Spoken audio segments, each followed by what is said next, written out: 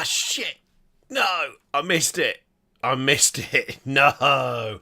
No. I missed it. I was so close. I was so close. You shut your face, plebiscite. You shut your mouth. How dare you? I don't... Ah, it throws me off. It throws me off every time. I need to make it not loop and then it won't happen. Anyway. Hello. How are we all doing? It's Saturday. It's Saturday, gang. It's Saturday. We've got some tasty reveals. Potentially. Potentially. Also, make such an effort not to curse in videos anymore. The first thing I do as soon as I go live is swear. Oh, it's, yeah, that's how it goes. So, I'm a little bit alarmed because normally there's an article already up, like ready to go, like just waiting for the time, and it's not up yet, which is kind of worrying. Have they forgotten about it? I hope they haven't, because that would make things real awkward, real awkward. How are we all doing anyway? Let's go. Oh god, there's so many of you. Oh Jesus. All right, we're gonna do our normal hellos. Hello, Krieg Commissar Smith, AdMech Player 40k, Scrambled Eggs, Killer Kriegsman, Duppy Man Kane, Fomod, Blissful Badger. Excellent name, love that. Nozomi Fenris Wolf, Meron,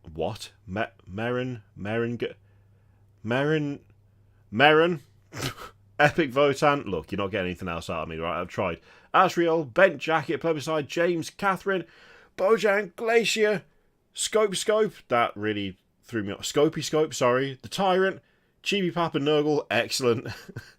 Excellent. Again, love that.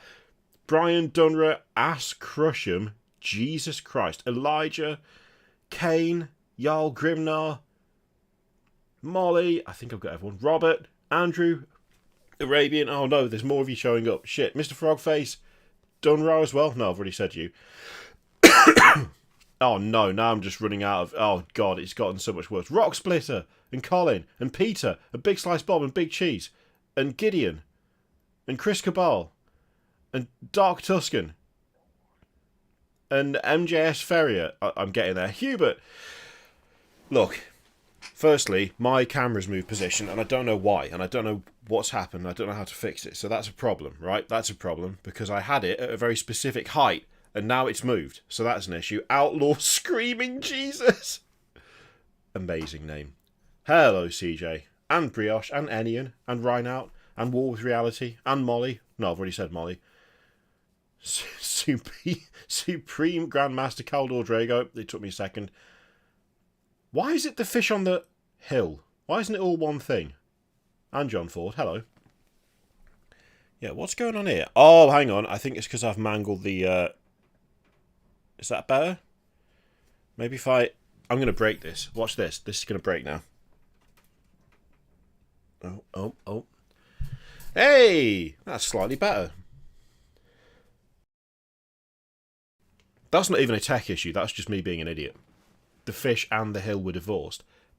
It's a sad thing that happens, but statistically. So the preview starts at 2 PM BST. I started early because I'm an idiot. I should have just waited, but I decided not to. Oh, Brian, I only say hello at the start of the stream. Because that way, like if I tried to do that like as the previews were starting, it would be impossible. So if I do it now before too many people get in, then I'm good. I mean, that like 2 AM preview we had, or whatever it was, there was like 600 or 700 people here at one point. And I'm not reading all of that. I'm just not doing it. Now, what we need to do is we need to test, right, whether the actual like capture for the stream is going to work. No. I mean, it was easy to test. That's something, isn't it? That's something. Right. Well, now we've got to fix that before everything starts. Is that the right time? Yeah, there you go. There we go. We fixed it. Easy. Did that before we even had to do it.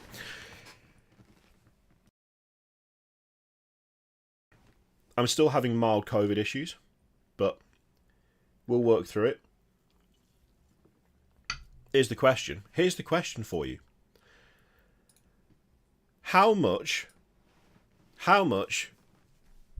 old world are we actually going to see? Are we going to see a load of old world, or are we just going to see a piddling, trifling amount? What do we reckon? What do you reckon it's going to be? Piddling, trifling, or massive drop? What do we reckon?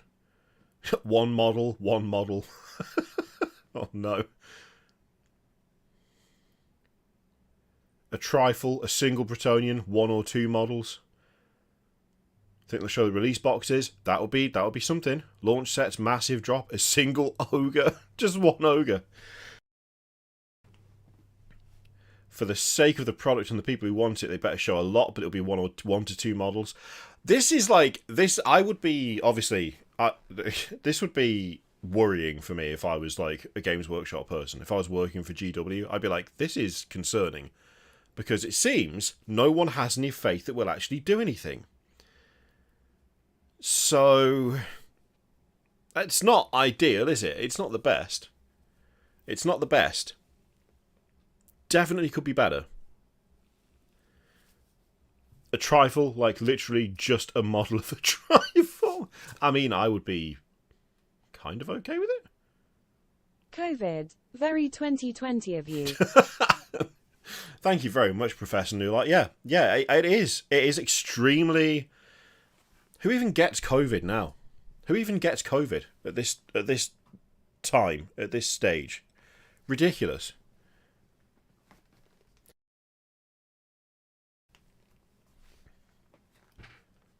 So as Professor Nular has so graciously and capably demonstrated there, if you super chat $2 or more, you can get Doreen to say stuff. Doreen is the voice. Doreen keeps me company. She keeps me sane. That's not true. She does a terrible job of that. If that was a whole job, then she'd be fired. It has to be $2, $2 American dollars, because Doreen is a Tory. And that's just how it works.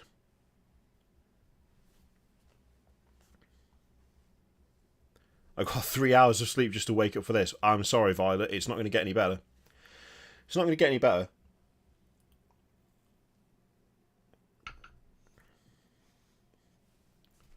Bent Jacket, she won't even talk for less than $2. That's Tory. That's 100% Tory.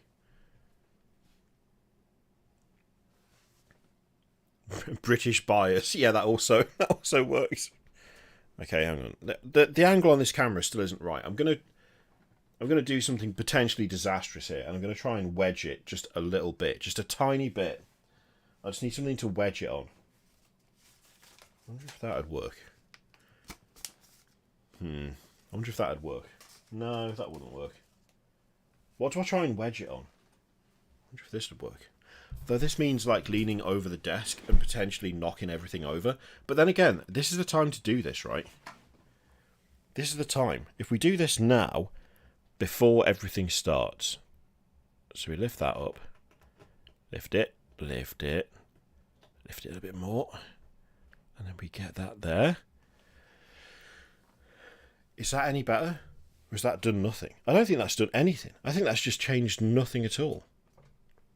Oh, no, wait. Hey, there we go. That's what I was after. Yeah. Oh, welcome to the club, Jarl Grimnar.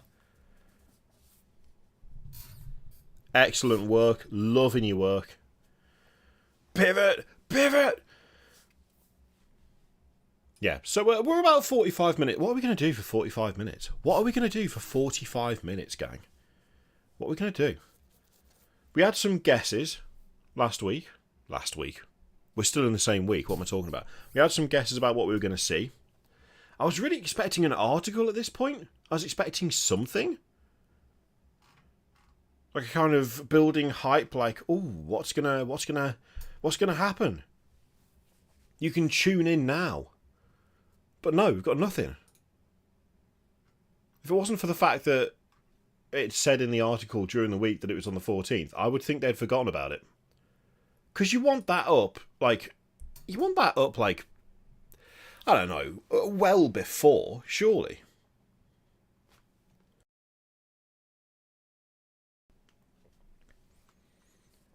Be totally happy with an hour dedicated to just clonk the squig. I mean, I'm with you. I'm with you. To be fair, I don't I don't want anything. Well, I mean, you're not going to get too disappointed that way, at least. You know what?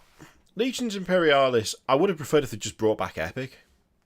I think it was a weird move to bring it back just for Horus Heresy. Just because, like, Horus Heresy is already a more limited market. It's already more limited. And them doing a thing of, well, if it does well, then we'll do more with it. It's like, yeah, but so many people don't want to play Space Marines. You're massively limiting how many people are going to be interested because not everyone wants to play Heresy. And if you base it all in Heresy, then you're limiting the audience.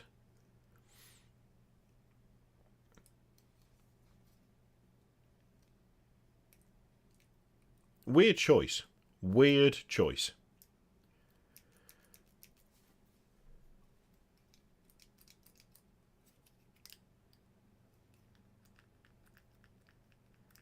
It does feel like they've just got all the stuff already for Heresy, and they were just like, well, shrink it down.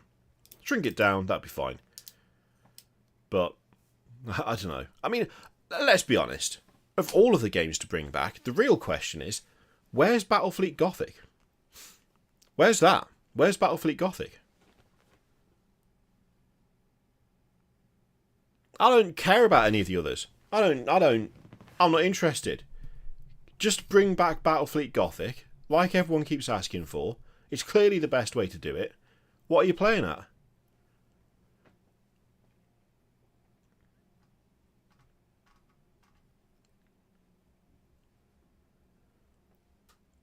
I mean, at this point, the best way to get into Battlefleet Gothic is to go to my mini factory, find the person on there who is producing a vast number of ships, and 3D print them. That's the best way to get into Battlefleet Gothic.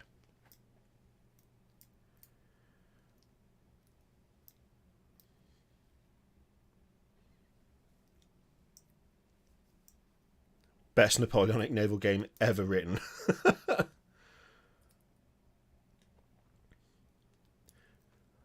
Old World I was excited for. Like, I wish... how do I put this? Old World I was really excited for. I thought it was a really cool idea. And I knew it was going to take a while for it to come to fruition. But I was expecting there to just be... more. Just more. More attention drawn to it. More, like... more publicity. More stuff being shown off. I just was expecting... a bit more than what we've got so far. That's the only way I can think to put it.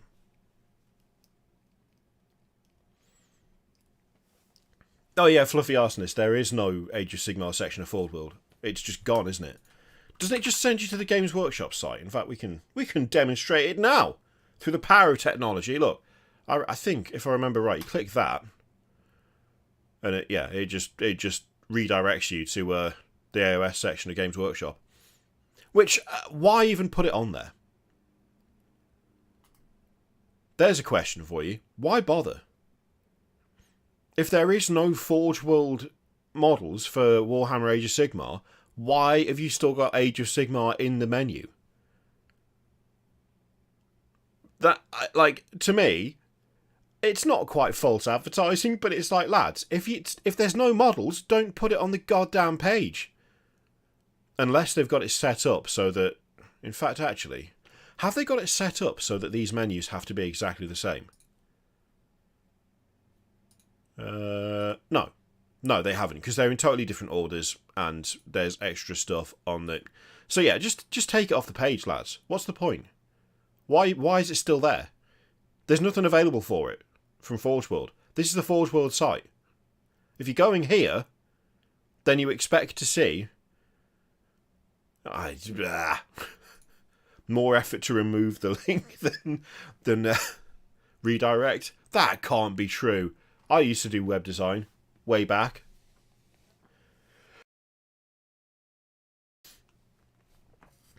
You can't send super chats, non-binary Necron. Well, how come? What's going on?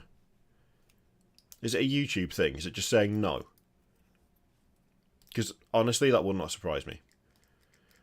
Yeah, the Rogue Idol, the Rogue Idol was great.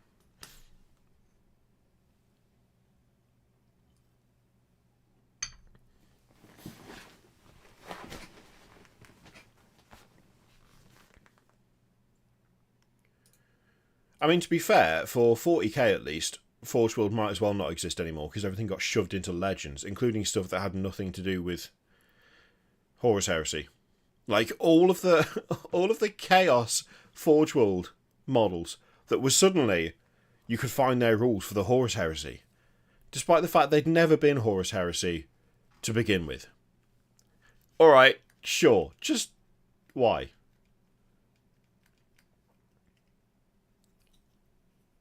Oh, that's weird. Wait, so you tried to super chat, it didn't super chat, but then said you weren't allowed to do it again because you'd already paid for it? I just leave it alone. Don't mess up like your credit card or debit card or whatever for that. Just yeah.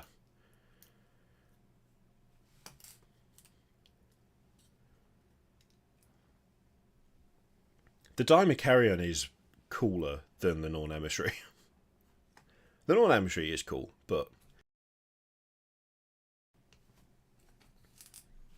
plastic breaches would be solid, and it is something that we need.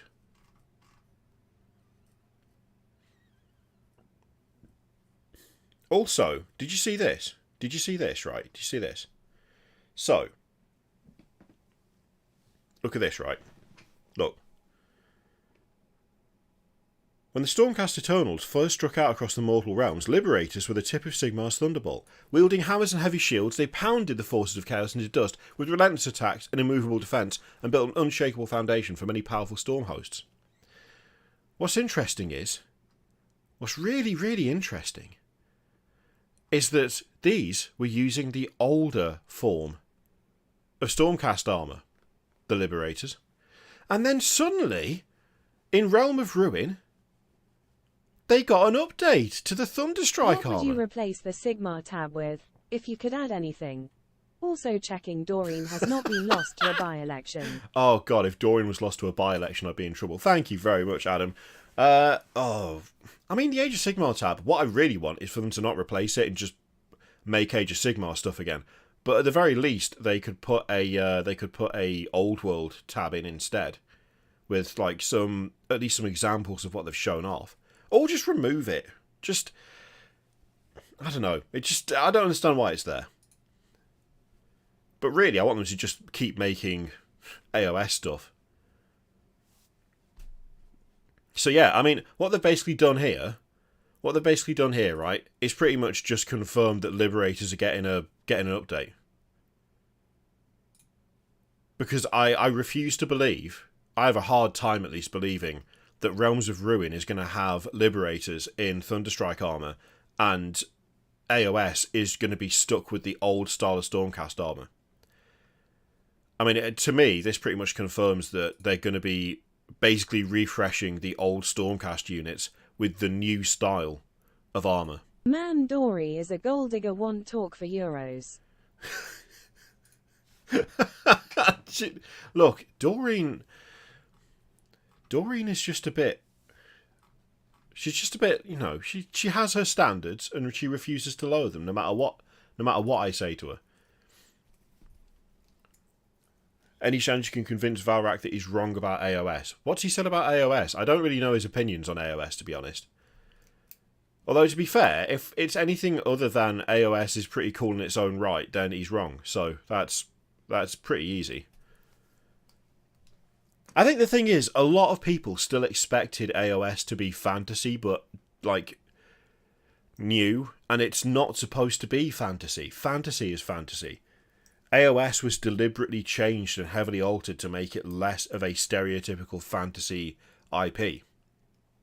They intentionally went for a more fantastical, more kind of, in some cases, steampunk aesthetic and style, and they deliberately shifted away from it being a standard fantasy world with, you know, very intentional and deliberate, like, real-world analogues, because they don't want the IP to be that anymore. The lore isn't bad. The lore's just different. It's the same. It's the same argument. Like, it's the same thing. You can't approach AOS from the standpoint of, here is a static world in which the lore is constantly built upon. AOS is built to be a, like, revolving, ever-shifting landscape of multiple different worlds and places with very different, like, you know, like, very different interpretations of what would otherwise be fantasy tropes.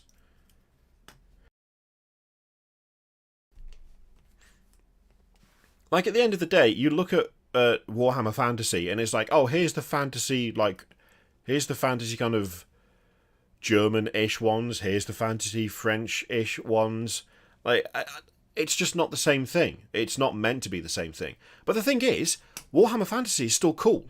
I'm not saying Warhammer Fantasy is bad. Warhammer Fantasy is cool. It's an enjoyable setting. It's an enjoyable world. The factions are really cool. But it is a lot more of your standard, like, fantasy fare than Age of Sigmar is. And that's entirely fine. You know? Especially since Old World is coming back. There's space for all of them. I don't necessarily know that Games Workshop needed to fully kill off fantasy in such a... I hope everyone here is doing well. Oh, thank you, Jason. Yeah, I don't know. I feel like fantasy has its place. It's an established world. It's an established universe, and it is good. Age of Sigmar is something that is intentionally very different and abandons a lot of the tropes that traditional fantasy is built around, and that's also cool, and that's also fun, you know? And the thing is as well, Age of Sigmar has got a lot to catch up on. When it comes to lore, there's a hell of a lot of built-up story for fantasy, and it was never going to reach the same level of, or depth of lore as fantasy in the short time it's been around. Like, relatively speaking, what AOS... 40k army do you think needs a range update the most? Ooh, okay. Sanguineous left nut. Jesus Christ. Alright, that's a good question. Yeah, AOS is young. AOS is a young universe. It's a young setting. You've got to give it time. You can't expect the same level of depth from a universe that fresh and new compared to, you know, one that's been established for so long. Okay, let's have a quick look. What do we reckon? A range update. Alright, let's have a quick glance around here. I mean, in terms of having stuff added, I'd like to see stuff for Drakari, and I'd like to see stuff for Thousand Suns. In terms of just a general refresh, I still think Eldari are missing a fair amount. And there are certain bits of the... Oh, you know what? Actually, just a generalised update. Just a generalised refresh of stuff. Grey Knights. Grey Knights is lagging so hard behind a lot of the Space Marine stuff now. The scale's all different. It doesn't match up with a lot of the newer stuff. They've still got some questionable designs. I'm looking at you, Baby Carrier. Like, I know it's a Space Marine faction, and Space Marines get loads all the goddamn time. But Grey Knights look dated as hell now. They just don't hold up. They don't hold up. World Eaters and Thousand Suns both need updating. About the old world. Fantasy wasn't selling, and it's the old question of how can I miss you if you don't go away. Yeah, that's fair, Red. That's absolutely fair. Thank you very much for the super chat. Yeah, I mean, also yes, Emperor's Children need to exist. I'd love it if they just existed, if they were a thing. They really do. They oh god. Like, we've got Thousand Suns, we've got Death Guard. We've got World Eaters, although admittedly the World Eaters range is hilariously small. Come on. Come on now. Come on. Where are they? Where are the... Where are they?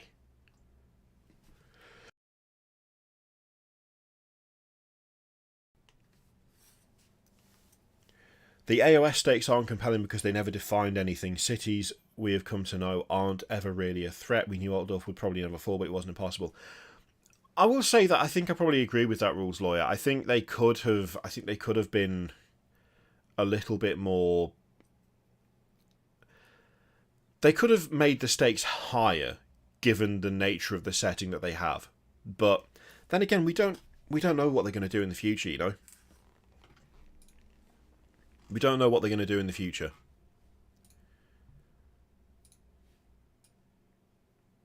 I'm now genuinely getting concerned that they've forgotten this is happening. There's still no article on the site at 1:30, and it's supposed to go live at 2. What is going on? Have they mentioned it on Twitter? I'm not calling it X. It's not called X. Hang on, let's have a look. Let's have a look. Let's see what we got. 21 hours ago, from Goblin Green bases to gritty and grimdark, see how painting styles have evolved. Lads, are you... have you forgotten? Have you forgotten? I think they've forgotten. I think they've forgotten, gang. I don't think we're getting a preview. Normally there's something.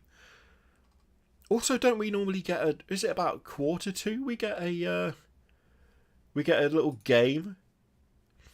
Is it about 1:45 we get that? It is wild to me that there's been no activity on the account all day. I know it's a Saturday, but also Personally, I think that a lot of the Space Wolf characters and units are starting to show their age a bit. I might be biased. They are my second fave army. No, I think you're right. I think you're right. There's some old as hell stuff still sitting in the Space Wolves range. There is some older stuff still in that range that could do with an update. Oh yeah, okay. Here's a question for you, gang. Here's a question. So, a lot of what I've seen over the last 48 hours have been people getting very excited about the idea of them finishing off the stream with a plastic Thunderhawk. Is that... What do you reckon? What do you reckon? Is that even remotely likely? Because I don't know that it is. I don't know that it is.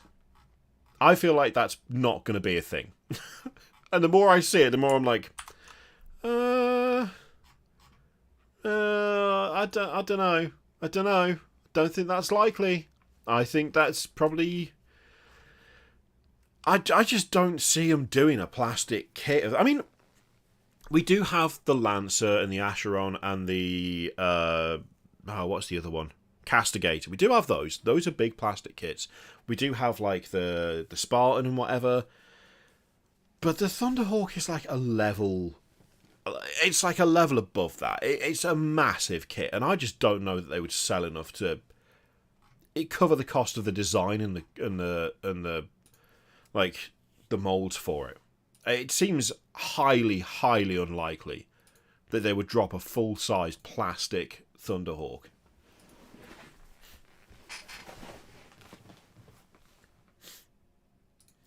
I mean, we've already got plastic Thunderhawk for Aeronautica.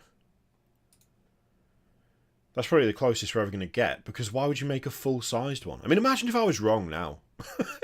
Imagine if I was wrong. It'd be hilarious. But I don't think I am. It seems unlikely.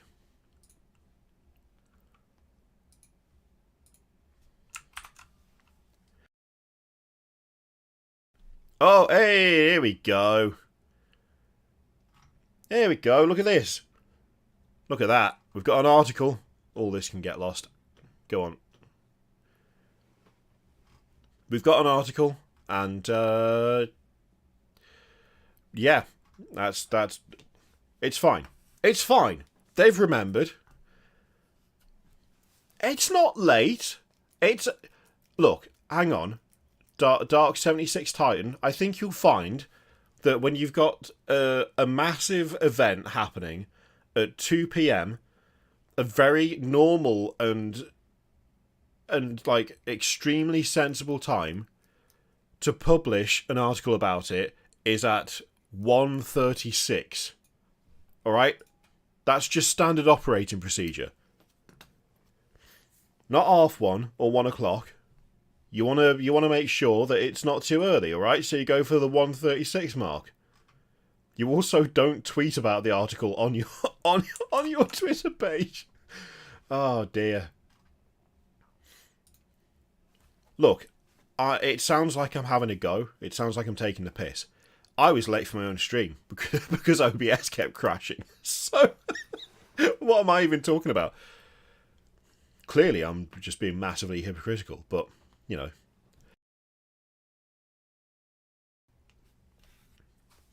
A Primarch-sized crab. I would absolutely buy a Primarch-sized crab. Wouldn't you?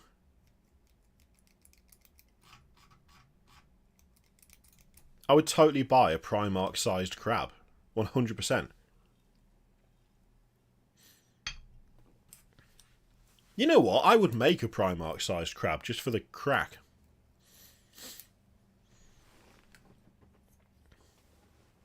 Crab battle! There's a throwback. What a reference.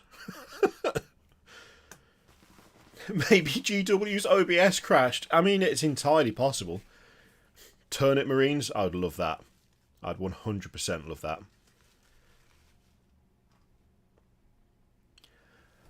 Honestly, if they wanted to immediately bleed me of all my money, what they would do for this Warhammer Day preview is show off an entire Emperor's Children army with Demon Primarch Fulgrim. Hoping for refresh of Lemon Russ, Chimera. 30 years. Oh, I'm loving the pronunciation of Lehman off Doreen. They reminded someone to go squeeze the Wi-Fi squig. We're in business. Alright, Rock Splitter, I would like your permission to commandeer that phrase for every time something breaks in this office. Can I say that I had to squeeze the Wi-Fi squig if something goes wrong? Because I love that. I 100% love it.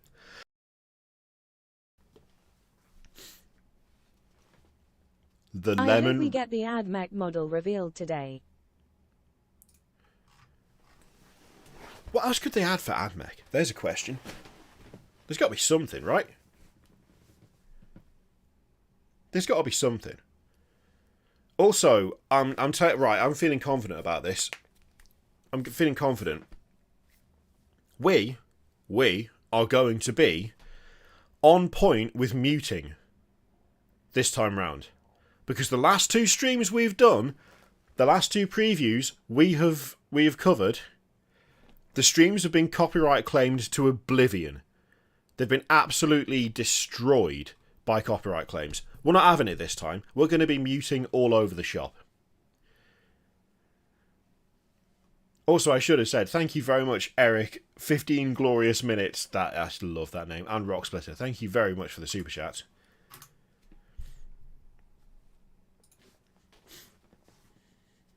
We're going to be all over this. This one is not getting claimed, alright? Do you know how long it takes to have the audio removed from a stream? The last one, the one that we did at like 2 o'clock in the morning, whatever it was, it wasn't like ad blocked or copyright claimed for 72 hours afterwards. It was bad. It was real bad.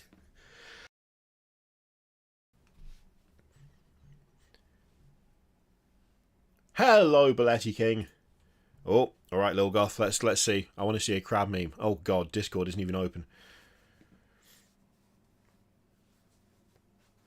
Yeah, but games, we want to be able to hear them talking is the thing.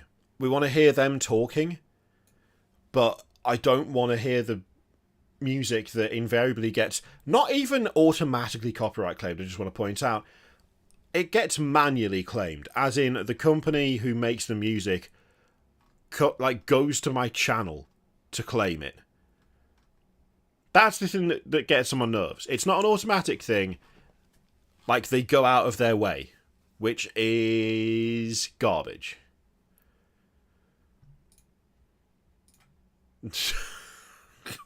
What is this, Lil Goth?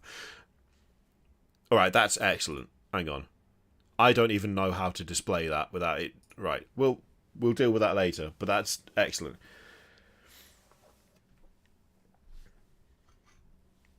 See, the thing is, games, I would happily just not have their audio, but occasionally they do say things that are useful. Although, also, a lot of the time, we just end up talking all over them. But it's fine. It's fine. Whatever. It's fine.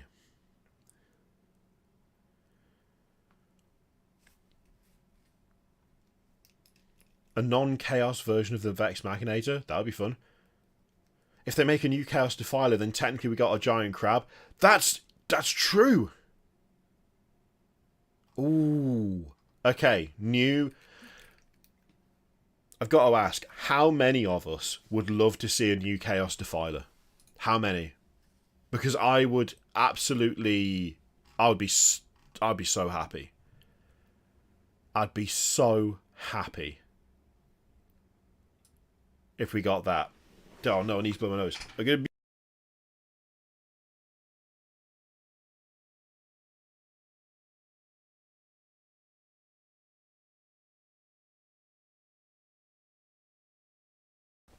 You never knew I was gone. I mean, you did. You knew exactly what had happened there. Oh, interesting. My camera's disappeared. That's fun. Why has that happened? There you go. Turn back on, please. Thank you. Oh, I thought I'd fixed that.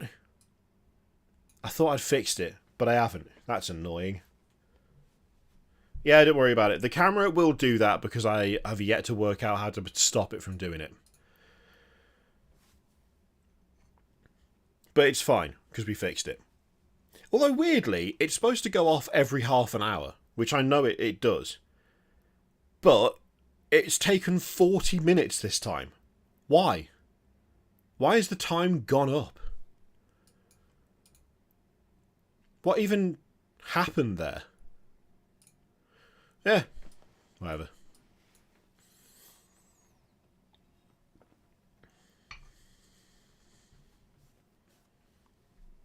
The stream's audio is not muted, YouTube. Shut up.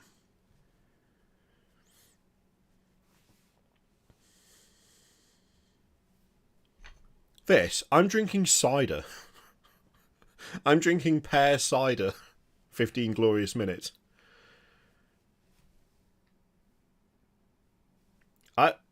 It's Saturday. It's Saturday. Therefore, Inquisitor Media, it's not a bit early, right? Do you think they'll phase out or replace the chapter Specifus Firstborn units in Space Marines? Oh, Sanguinius. Oh. If I give an honest answer, please don't be angry with me. Just generally. I don't want it to... Oh, welcome in 15 glorious minutes. Welcome to the cult. Thank you very much. Honestly, yeah. Honestly, I can... They have been thinning the line, blurring the line between Firstborn and Primaris for ages. I can 100%, I'm afraid, I can 100% see them. I could 100% see them phasing them out. Like, I really could. It would not surprise me if a few years down the line we see a few of the chapter-specific Space Marines disappear. I don't want them to. That's the important thing, right? I don't want them to. It will suck when it happens, but I really, really think they probably will. It would match the way things are going in general, right? Oh, look at this. We've got it up. Oh, look at that. It worked and everything. Well, they're live. It's also muted because I'm not having the music on. So I'll leave it up. When something starts to happen, we'll switch over. Oh, thank you, Reegs. I don't know that I agree, but I appreciate the sentiment. Bit late in the day for cider, get a scotch and soda. Scotch and soda? One Batman, how old are you?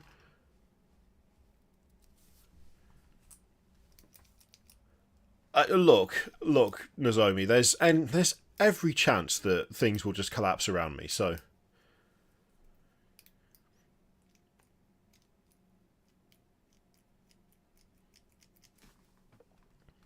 Also, did someone say based alcoholism? Where was that? Airborne Osborne, having a drink on a Saturday afternoon is not the same as alcoholism. That's having a lot to drink on a Saturday afternoon, which has come with also having a lot to drink from the Monday to that Saturday. And I'm not quite there yet. We'll see how bad the week is. Rogue Trader made to order is... Wait, was that today? Was that today? Was it today? There's been no pre-order article today, I've just thought, and it's Saturday.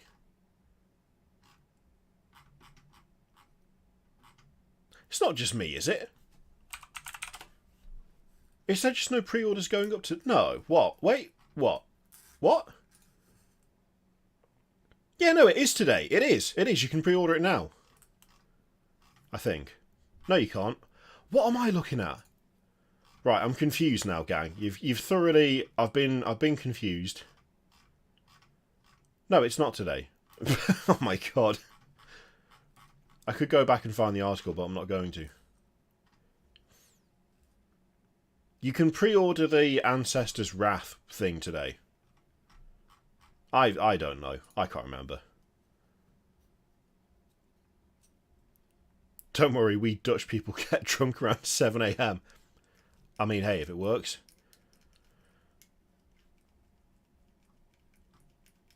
Scott, whiskey and coke. That's extremely acceptable.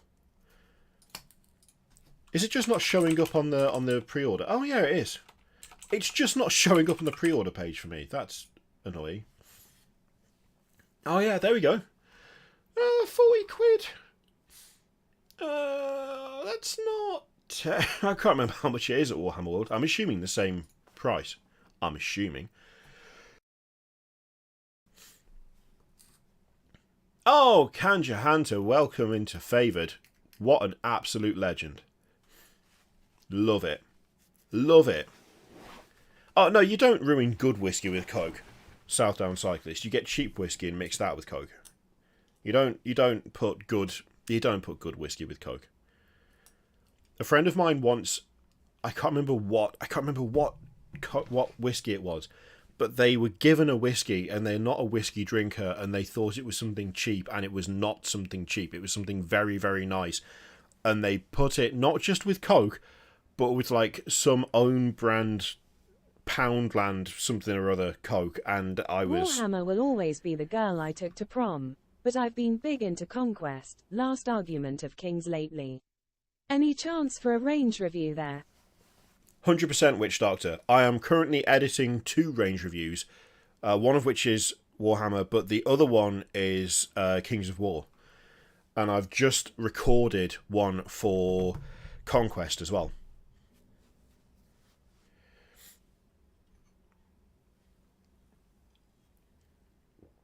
There's still nothing happening on the stream, by the way.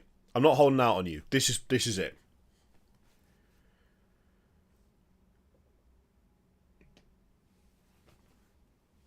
Drink the whiskey, burn the Coke. Oh, the Conquest ranges are so good. 10 minutes and then we're going to get a quiz, probably. Don't get too excited, gang. Don't get too hyped, because there will be some stuff happening before it, most likely. What do you reckon? Do you think they're going to do the quiz at, like, after a little bit? Like, they're going to start out at 2 with the quiz? I don't know.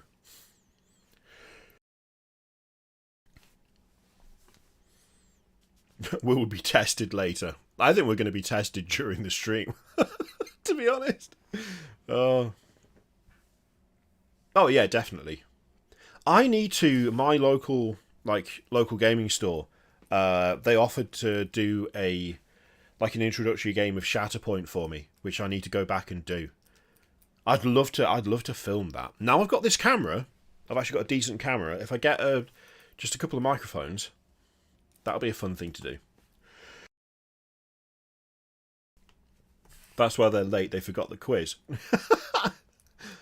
What models do you think are literally timeless? Timeless models, top 3. Land Raider. Death Dread. I think the Death Dread is pretty much timeless. And... ooh.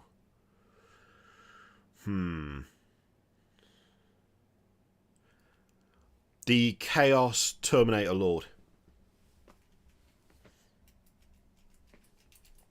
The normal Land Raider. The OG. The standard. Your regular Land Raider.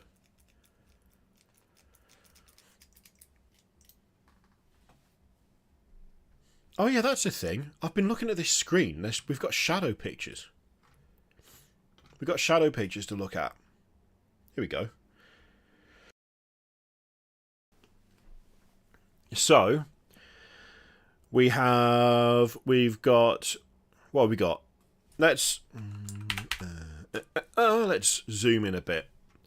So we've 100% got something Sylvaneth based there, right? That looks Sylvaneth. We've got branches, we've got antlers, we've got leaves. We've got Eldar there. We've got... ooh. Stormcast there? Stormcast maybe? That's tricky. That's definitely AdMech. 100% AdMech. So we've got 100% AdMech.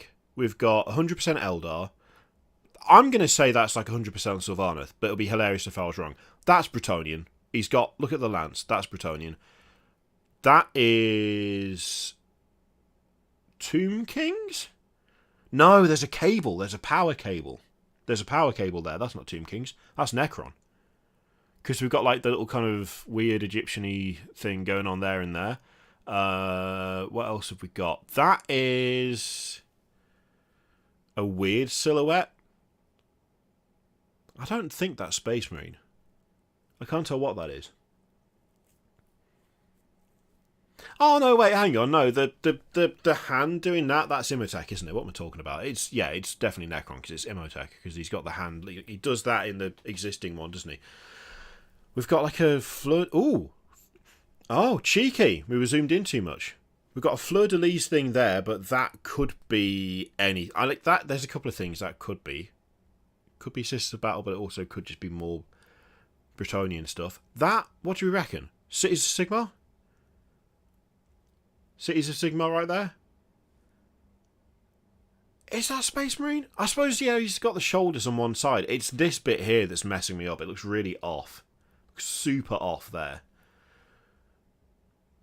The one in the top left is odd. The one in the top left? Is that an ear? Is that a pointy ear? A high elf, do we reckon? So yeah, we've got Imhotep bottom right. We've got probably some sort of Bretonnian. Because we've got a lance. I feel like the one next to that is maybe Stormcast. It would make sense. Then we've got Eldari. We've got Space Marine. We've got Sylvaneth. We've got Skitarii. Kind of middle left. Possibly High Elf top left. And then middle? What do we reckon top middle? What do we reckon top middle? Top left is a Battle Sister would be my guess. Oh, it might be. Top middle also Bretonnia.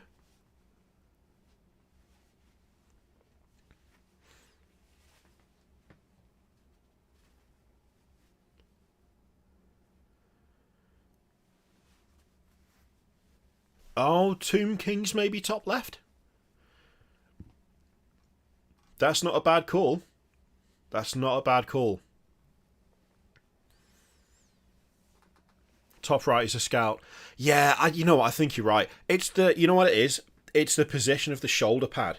Like, because it's, the shoulder pad looks super weird. It's kind of messing up the silhouette a little bit for me.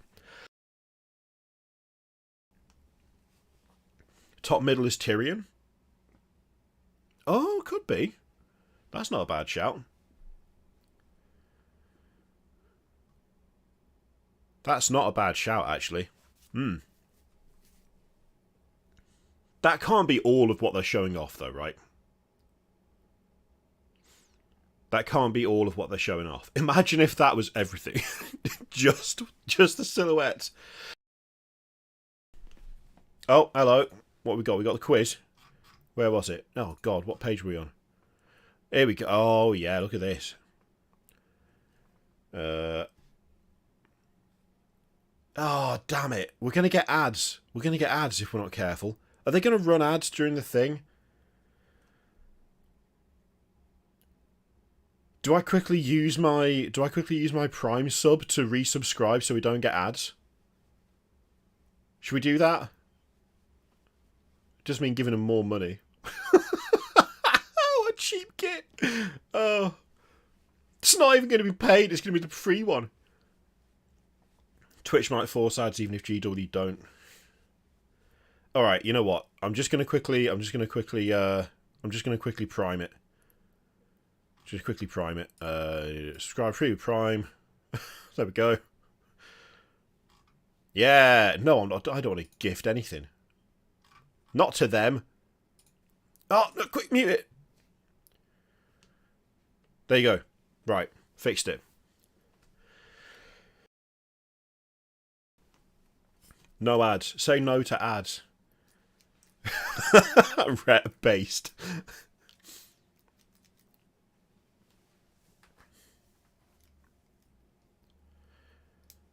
I did not know that LE2 is the product code for the first limited edition Metal Space Marine. I had no idea. That's cool. D, if anyone picked D, you need to sort yourselves out. If anyone picked D,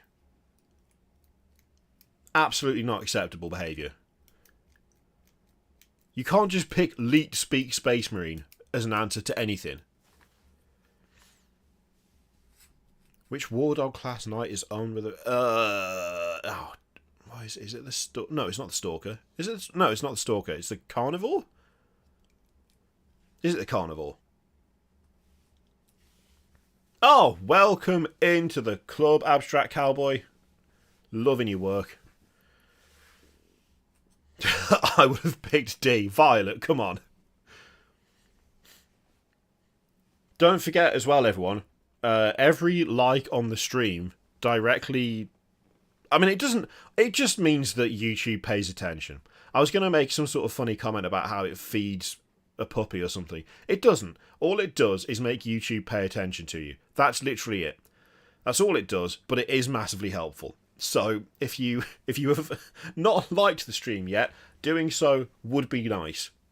You don't have to. You know, I'm not, like, forcing you. There's no gun hidden around the corner, but it does help. Which of the following is not one of Neve Black Talon's companions, and I haven't watched that yet, so I don't know. I've no idea. Oh, likes or dislikes? Well, I don't want people to get into the habit of disliking. Alright? Okay? I don't want to... that has a negative effect on videos, so it's funny to encourage it on streams, but then people will do it on videos and then it will be bad.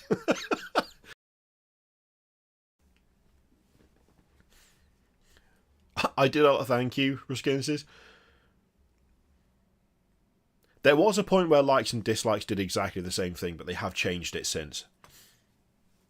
Because I think they realised that people would just... They just knew. So they were like, okay, well, we need to stop that.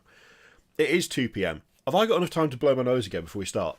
Because I'll get... Oh no!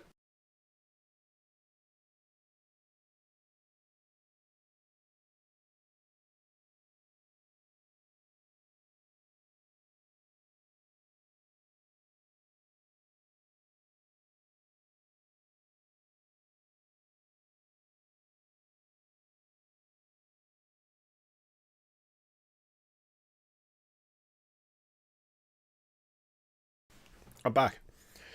Ugh. Right. 10th. Yeah.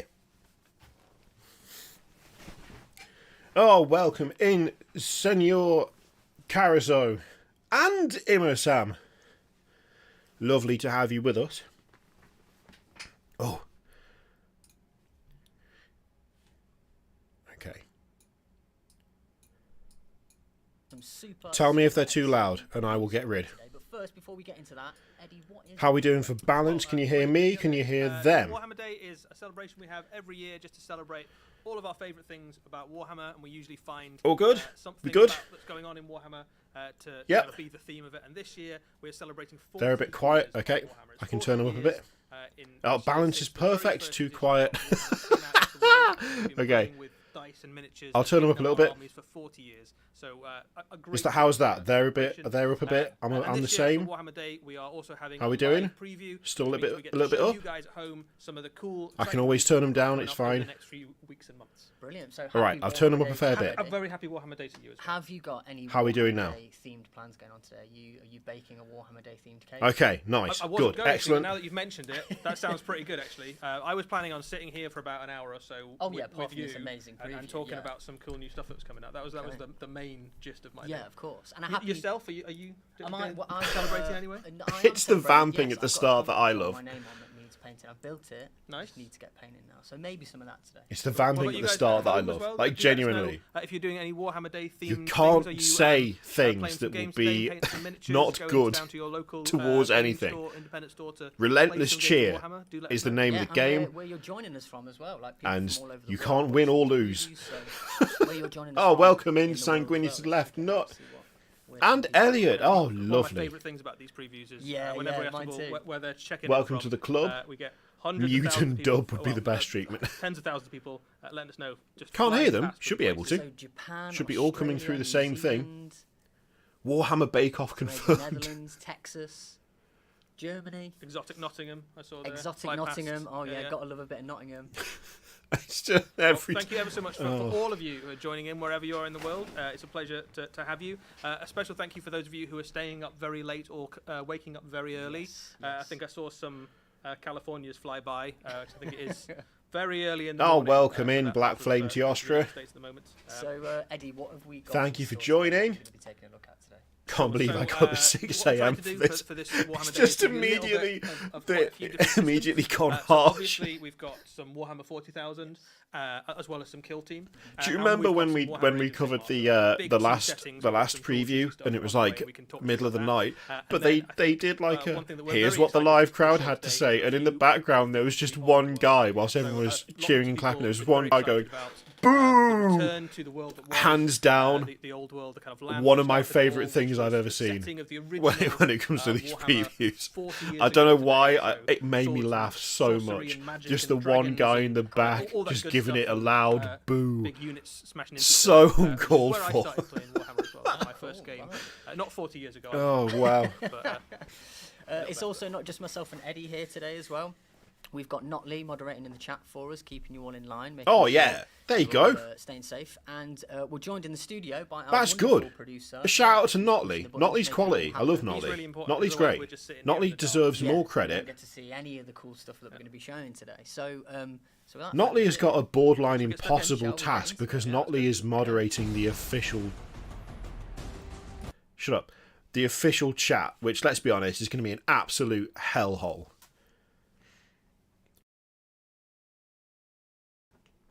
I nearly got it straight away. There's like half a second there of music. And if they claim me for that, I'm going to be angry. There he is. There's the Lord himself. Along with a new codex. So the seasoned strategist, the mighty Necron overlord, Imatech, the Storm. Oh, it is good. Some of you might remember the classic and long-serving resin It is miniature. good. It's now available in plastic, so a great plastic refresh of this. They haven't strayed too far. With the Black Templars. Yeah, he's got beef. They've not gone like mad and just changed everything about him. It's a pretty faithful resculpt.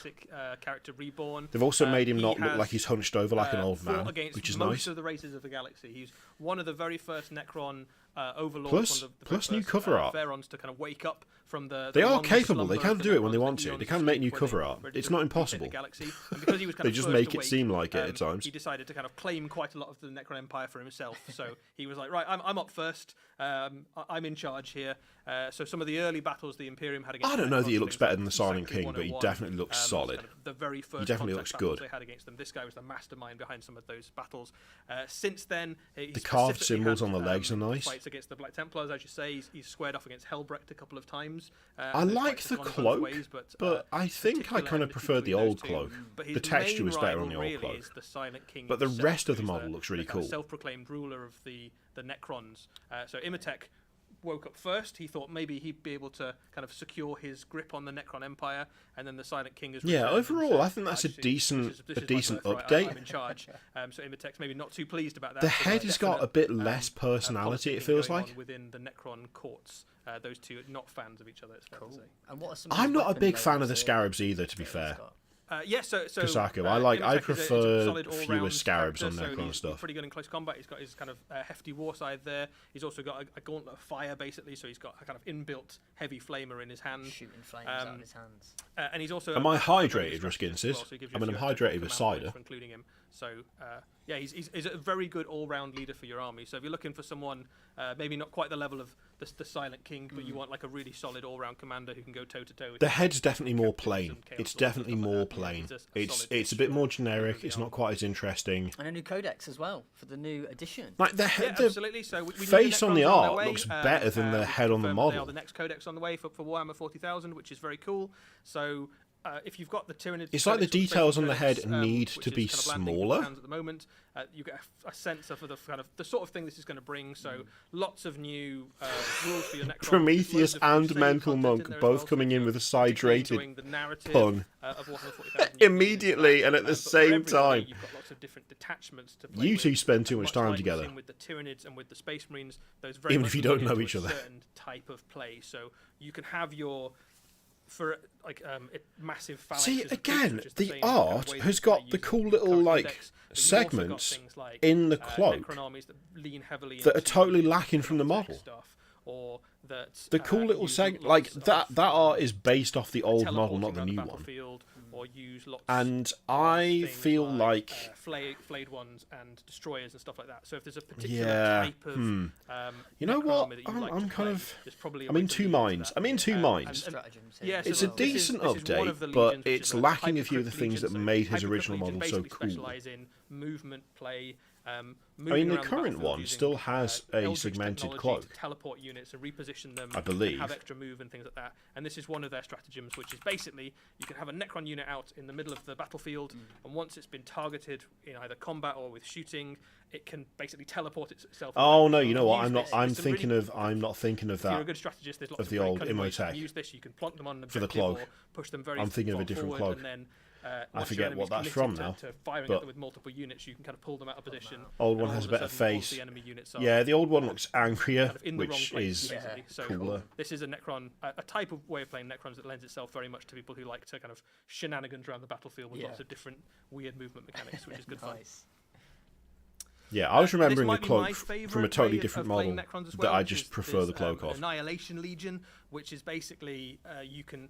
Necrons have been asleep for millions of years, and over that time, the circuitry inside them has started to kind of fray. They didn't have much of their souls left, basically, when they had the biotransference into Necrons. So lots of them have become basically a bit insane over the millions of years, and that manifests in various bit, different ways. just a So little some bit, of just a them bit become mad. Destroyers, which are like the guys you can see on the screen there, where they replace bits of their arms and legs and things with Rumour technology Engine's to make definitely them better at Oracan. killing. Some of them that manifest in Yeah. things like the Flayer Curse, which is where they think that they are living creatures and try and like take the skin of other living creatures As you do. and drape themselves in that. And you can I represent. love that that's the a force explanation. that's They think basically they're lost living, itself so to they madness. just try and take the And one of skin. the Because things you as can a do is living you've got person, enhancements I and upgrades constantly am and trying to take other enhancements you people's can give skin. to your destroyer lords, basically. It's to less then that they make them think they're even living and scarier more than that they've they been already driven are. insane and.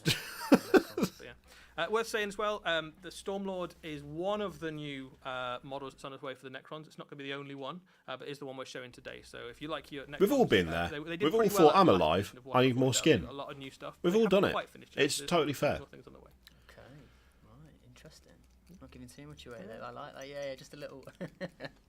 That was good. So, shall we move Yeah, on? let's move What on, have we got see what coming up next? Yeah. Yeah. Have that. Copyright claim that, you jerks. Not them personally. They aren't copyright claiming anything.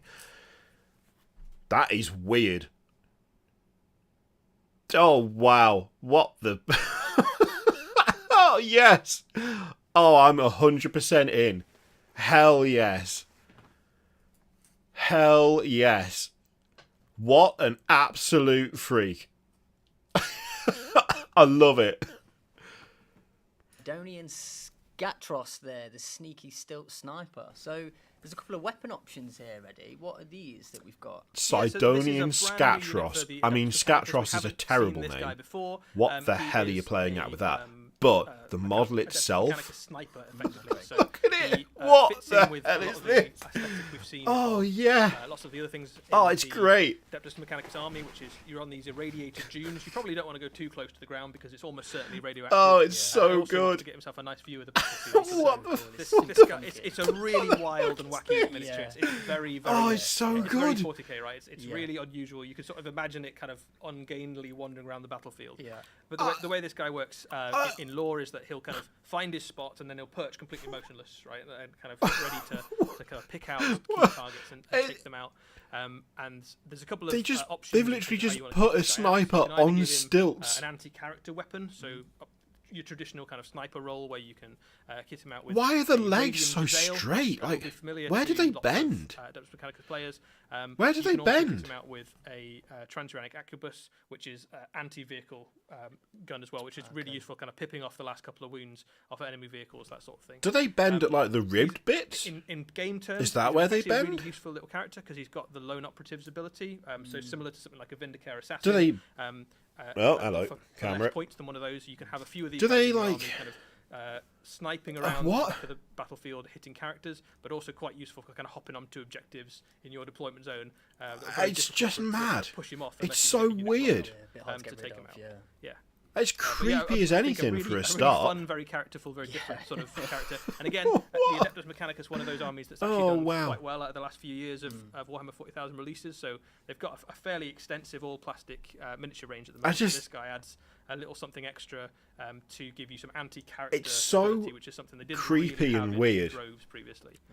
And such an odd idea. Very cool little mod. Yeah, and a new codex as well. Absolutely, comes alongside the new Adeptus Mechanicus Codex. So this comes along with the Necron book. Again, very similar format to the way that the Space Marine and the Tyranids codexes work, in that what you've got in here is And loads also, of as a crusade rules, sniper, which, if you're the Adeptus standing Mechanicus, out in the usually open, revolve being around, like acquiring just 16 tech foot and tall or turning something. it into, getting hold of it What? so nobody else can, kind of securing all the knowledge they possibly can. So obvious, and it's For so everybody to play, obvious and regardless of out which way you there. play, there are What the brand new hell? attachments, and much like we've seen with the other codexes, Oh my Harry god. this. into a specific way of playing Eric, your thank you very much. army. So one of them is called Parry this, you the filthy Hunter casual. cohort. So this is if you like your Skitari troops, which are your cyborg warriors, basically. So I can't half get over human, that. but with their That legs is and so arms with bizarre. biological- With mechanical. Even by equipment. the standards You of can play them with the AdMech, Hunter that cohort, is which is like a stealth, just Spec Ops insane. Sort of feeling Adeptus Mechanicus force, where they're using lots of interference jamming to What a to mad make them harder to choice. hit at range. So a good way to keep your infantry alive at range and kind of compete with the other kind of big hitting infantry of the game. But there's loads of other ways to play them as well. So Absolutely you've got ridiculous. Things like you can lean very heavily into the kind of technical. I wonder how he works aspect in and have Kill lots of, Team. I mean, you'd be able to see him coming. Things that are kind of part of the cult mechanicus. You can lean very heavily into having a cybernetica cohort, which means all your Castellan. I don't robots even and know things what like you that, would do all to, your like, robotic kit bash units that. Also benefit from lots of the No, I arms do special know. rules. So in that way that we've seen with lots of the other No, I do. attachments, You'd if there's buy a thing about multiple your of army you them, particularly like, and you'd, like, it's probably a way to lean into that. add and the kind of, legs to something extrapolate else that to make into like some a no. theme for your force, which is good. Buy fun because multiples, the Adeptus Mechanicus has got use the lots of legs very to make fun some sort of kind really horrific, different, like, different arachnid, unit types, and you can have some really wildly tall different looking walking armies, right? So if you go arachnid all thing, infantry, you get a very different looking force, covered you in get like lots of robots, spiky tentacles and claws. I love that. I love that miniature. That's what Yeah, you do. it's a really fun model. It's a Or really you'd fun buy model. two of them and I mean, just very like cool. make I his think, legs twice as I long. think Make his it's legs probably fair to twice. say that Buy this one, two and make is him a little double bit the Marmite, height. for some people. Oh. So some people have definitely seen it and gone, "This is Hell really yeah. brilliant." Yeah. And then that kind of either turns into, "I love What it." a or, plan. I like that what it's even quite is that? divisive. Yeah, though, yeah. right? That's It's cool. if Absolutely you like the kind ridiculous. Of absolutely wacky Blanchest Chew style for the Adeptus Mechanicus, you can see this guy walking out of the pages. Just the more I look at it, the more I'm just like, what? Whose idea was this? Yeah, it's One really guy, yeah, wild. It's really super wild. I like Yeah, it. that's great. And you can have a few of them in your army. as well, so if Yeah, you I want really to have two or hope three, someone you can, like just. be very I kind might of do it. Make it a very scary You know battlefield what? for Don't any tell tanks anyone, wandering gang. But around. what I'm going to do is I'm going to post pictures of this and just increase Yeah, the well, length good of the stuff. legs Very every good. 2 days. We're not even close to done. Not Shall we? even close Shall to we crack on? finished. Yeah, let's do it. Yeah. Once again, no. Oh, hello. This is Magmadroth. No. Ooh. Oh, it is. It is Stormcast on a dragon.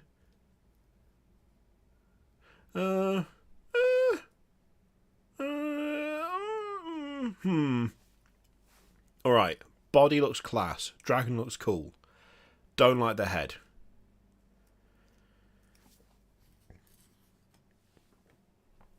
Yeah, I don't like the head. The head's not good. But the rest of it is pretty cool. Oh, 3. Interesting. The first Lord Relictor of Sigmar. That is an awesome, awesome miniature. I think possibly the best. Ionis 1970s Cryptborn, the miniature Warden yet of Lost Stormcast Souls. Eternals, I think. Yeah. I mean, that armor is dragons pretty have been damn part of cool. Warhammer for pretty The much rib since cage its being inception, implanted really. in the And I think this is an absolutely phenomenal in the breastplate is a for the Stormcast. It's quality really, look. really Loving cool. that. There's obviously you're spoiled for choice with Stormcast in terms of things that have at the heart of your force. You've got. I'm not a big fan of the Guard relic Rails he's and, holding, Celestial Primes but and all sorts of stuff. But there's something about this which I think is one of the best Stormcast. Actually, one of the best Warhammer miniatures. The I think maul I've is seen. great. Absolutely awesome. And the dragon also looks the really cool. hero from The dragon is giving me very like Yeah, so I mean, let's talk about the. you know character in the lore a bit before older we dive dragons into that Games Workshop used to do. to the Like miniature. the more kind of, The character they were in the very lore, I slim, they're very Cryptborn, you lithe, guys they were might be very like familiar with, serpentine. Lord The Relictor, poses were who very was, kind of like battled alongside curved. Vandus It's Hannahan giving me in that the sort of very feel to it, which I first, really Warhammer like. Age I of like Sigmar the box dragon set, a lot. when the It Stormcast feels first kind of arrived old in the school. Realm of Fire to kind of battle for the Like that kind of Brimstone old S-shaped Monster. dragon. I think it was it like a dark elf sorceress on Black Dragon or something? Was that what it was called? The more they get kind of battered and reforged, the more they kind of lose a little bit of their self, of their identity, Kind of feel of their it kind of humanity as feels they get like reforged. kind of And he's feels been like kind of wandering that, through which the I realms really looking like. for a I like cure, that nod and to he that. hasn't found The it, armor on him is cool. and as he was kind of searching for it, he's Too many has skulls. found, a companion Too many in the skulls. shape You don't need the of skulls this on the new dragon. knees So loads and that on the you shoulder read on him. and on the Tell us a bit face about what this and dragon in the is. reliquary. So, That's a bit Ionis, much for found my this dragon liking. with him, so he's sort of.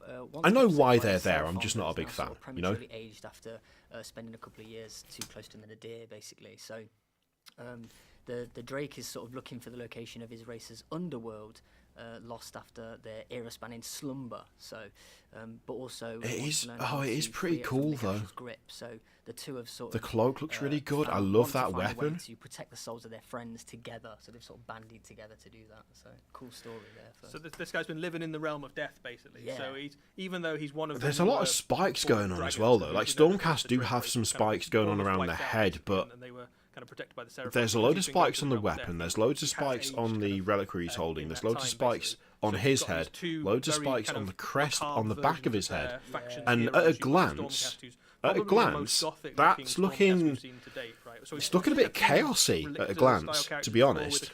There's a bit of like confused. Yeah, this is Gothic. real Feels like the macabre. He's gone design all in language for is a skulls little bit everywhere. very Halloween. confusing. Yeah. And then the dragon is a much Maybe that's more just kind me, of though. wizened, Maybe that's just me. ancient-looking dragon than things like. Oh, there some we of the go. Storm Drakes or Stephen, the Star Drakes the that shape we've language is seen weird before. here. It looks more chaos than But I think Stormcast. a I'm really, glad I'm not really the only awesome, one. I'm set glad design. I'm not the A only really one. Cool evolution of a character It's just, that we've seen. yeah. There's just a at the little start bit. of In the fact, Age actually, Sigmar yeah. book. Looking I up, think there's a actually this is few. There's a phenomenal. few. And there's just a bit of a reminder, guys. A for few those of us you are who maybe feeling weren't that with there's us at the start a bit of Warhammer Age chaos Sigmar, this language was, going on there. Ionis Cryptborn in his initial incarnation in that first Age of Sigmar box set. So he's got Oh a few God! skills. I'll tell you what. It's better than that, though, isn't it? And he is carrying around a skeleton. It's better than that version. But yeah, his journey. Oh, is look kind at the of head! taken Look, into I'd totally glorious forgotten golden about that hero, guy's head. all the way to walking avatar of death, basically. Nope. In kind of lore, what happens is he'll show Hard up on no. the battlefield, and then any Hard of those no on that. that have been I'd forged forgotten that too model many existed, times, and I didn't like it to begin he with. takes away, and nobody's quite sure what happens to them, basically. So he has a He's fairly definitely got a grim real glow up. task to Yeah. accomplish A real after glow the up. failure of his ability to solve the curse. The first time you'll be able to get this guy, he comes in Cryptborn Stormwing, which is basically a box set with him. And Okay, so there's an initial one of the box things set you can that's do him with and a 2 other Cryptborn Dragon Riders, is and then he'll be you out can by use himself. him All right. you can put him in a standard Stormcast army, and absolutely you can use him in any Stormcast army you like. But you can also use him as a specific army. Yeah, of you know, renown, which is all Drake themed, basically. With a All couple of the changes, are- that's a you know, really this cool guy and model. loads of Storm Drakes. I'm not quite feeling the Um, head. I'm not quite feeling that crest on the back, I mean, but the rest of it's it, a dragon I'm army, right? pretty. Sounds pretty Dragon cool. army. It's, I like it a looks lot. great, The and armor it itself fights is pretty absolutely well. solid. I love the armor What's and the up, Tom? weapon. But Cool. That's an awesome miniature. That was awesome. I think that the next model, though, that model's amazing. But Oh, I think the the next next oh, here one we go. I actually Oh, don't prefer play to favourites, Eddie. Let's go. You're gonna get in trouble. Don't play favourites. All right, what have we got? What have we got? Oh, look, Sylvaneth. Oh, is this a new centerpiece? Is this a new centerpiece? Ooh. Oh, what? Okay. Sure. It's a Kernothi thing. In fact, is it just Kernoth? Is it just Kernoth? It's a lad on a Thorn bug. of Kernoth. So a brand new Oh, so hero it's for, Belthanos, the first all Thorn of the Kernoth. Sylvaneth. So what do we know about Belthanos, Eddie? So Belthanos is a really Sorry, interesting Belthanos. character, What did I say? Both in terms of the model is obviously. Did I say that? I spectacular, don't know. But the lore of this guy is really interesting because he is the first Thorn of Kernoth. Kernoth is the elven god of the hunt. Anybody It's a who's big familiar old with bug. the old lore of Warhammer, The bug is pretty cool. Fantasy Battle will know that Kernoth was kind of had his avatar in Orion. It's and was Belthanos. kind of generally worshipped by the Belthanos. elves, He's going of to the collect. old world. He's going to In collect Warhammer Age all of Sigmar, of the. he is believed to be lost. Let's or stop slain. there. But this guy Belthanos is effectively keeping the dream alive, basically. So he has the I horn like of the Kernoth, cloak. and he kind of leads effectively the horn's wild hunt cool. through the realm of life. And he is leading at the head of this. Oh, it's like hair. Kernothi It's like force, not hair effectively. that's been wrapped So up coming much out the back like of the head. we saw Okay, I with, thought it was a bow from a second. With Ionis, you can use this guy either in a standard. Hello, army, forever or blessed. You can say, actually, I'm going to lean all the way into the concept of this guy's army of renown, and you can have a whole force of. I like Kernoth Belthanos hunters himself. I'm and not Kernoth, spite massively riders and revenants, fussed and about have the a very bug. fast, The very bug's kinda different cool. feeling Sylvaneth force. The But character himself in game terms is very character's good, so cooler, he is effectively although the avatar of Kernoth in the mortal the realm, pose so at first it's glance very is like, hard, how it's is he very just fast. standing there? You It's like don't the quite roots get are a sense wrapping of around the size bug. of that That's a model cool there, but, detail. That's a the rider really in cool human detail. size, he's slightly bigger than a Kernoth hunter, so that beetle that he's on, is kind of firefly-looking creature, is That's a is nice pretty addition. big monster. So this guy can go toe to toe with some. It of the does feel biggest very much like a kind of, static pose, though. Dragons and monsters and great heroes of the mortal realms and come out on top. But particularly at the head of a wild hunt sort of thing, he can basically smash through almost any kind of. Yeah, the pose on the other very, riders very is not strong character in game. great. Really interesting. It's not- addition. it's not the Sylvaneth best. Brings in an Not element the that a lot of best fans have been very keen for me to see, anyway. like more of that Kernoth sort of feel. A very cool new monster, and a very different way of playing the army as well. So I think it's a really exciting addition to the Sylvaneth range. Yeah, really good centerpiece as well, and like that looks like it's going to be so much fun. to I play. reckon. It's beautiful. It's Yeah, really, really it really beautiful. is. So, I mean, Yeah. it looks like I think a kind of firefly. Is Weirdly, the closest- bug obviously is it's taken a away fantasy from it. creature, It's not Yeah. based on anything, but it looks lots of elements there very similar. I think to the actual real world character effects looks and pretty things. rad, Paint but that whatever colour you I'm wanted, just like not a kind big of fan of red that and yellow, bug. Very striking. And that Cornelian Greatspite that he rides is just deadly, right? It's Like, really good. completely. Yeah, it's really good Especially since it game, looks so quite it's very static. fast, it's If it very didn't look killy, as so static, I think the that guy might in the help a back little has bit. got, is effectively a Lord level Kernoth hunter, and they're already quite good in a fight. So you Yeah. can imagine his stats are going to be pretty scary. Okay, so a Lord level He's got Kernoth himself a hunter, ward so save, it's got gonna be 14 pretty- wounds, it moves pretty 12, decent. So it's a big threat. Wow, okay. The horn he's got allows units nearby to run and shoot. So what he does really for a If we could Sylvaneth put some army is a very LEDs in the different way of tail and make it approaching properly the game, glow, because at the moment, since it looks like a Sylvaneth bit of a armies are quite Firefly thing. relatively defensive, right? So you've got lots That'd of be cool. things that zip That'd around be and fun. take objectives, and it's a kind of That'd be a standoff lot of sort work. Someone This else can guy do throws that. out the window and goes, "I'm just going to charge you. I've got a big load of use spites, Let's and go. we're ready for a charge. We're very Yeah. fast. We can get right up into your face very quickly, leading that kind of wild hunt across the realm. So it's a really fun way of approaching that. How do you blow a The horn Sylvaneth with no army looks lips? Great already, right? Fantastic. addition.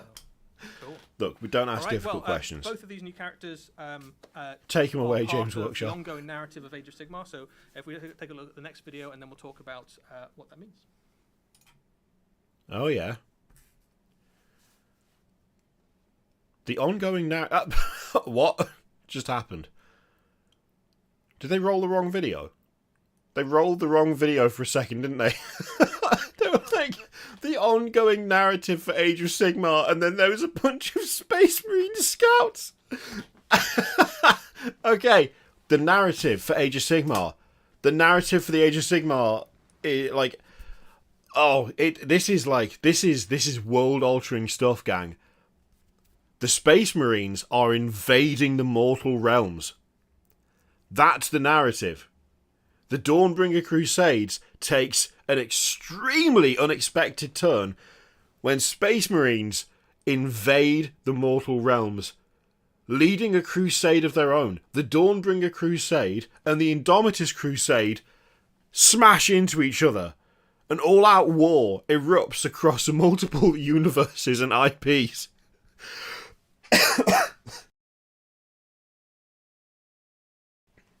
Oh man. Scouts in AOS Long confirmed. So this continues the story of the Dawnbringer Crusades. Who would have Forces of war thought? clash with a vast Who would have thought, immense gang? host. So where are we up to? What a terms of bold the move. narrative? What a manoeuvre Yeah, so off I try Games not to spoil Workshop. too much Oh, of yeah, what's of course, going no, on, you don't 'cause spoil. some people like to Scout believe it, but killed fundamentally, Team AOS. the Dawnbringers is about Oh the my twin-tailed God. crusade of Oh, of Age of Sigmar. Jesus.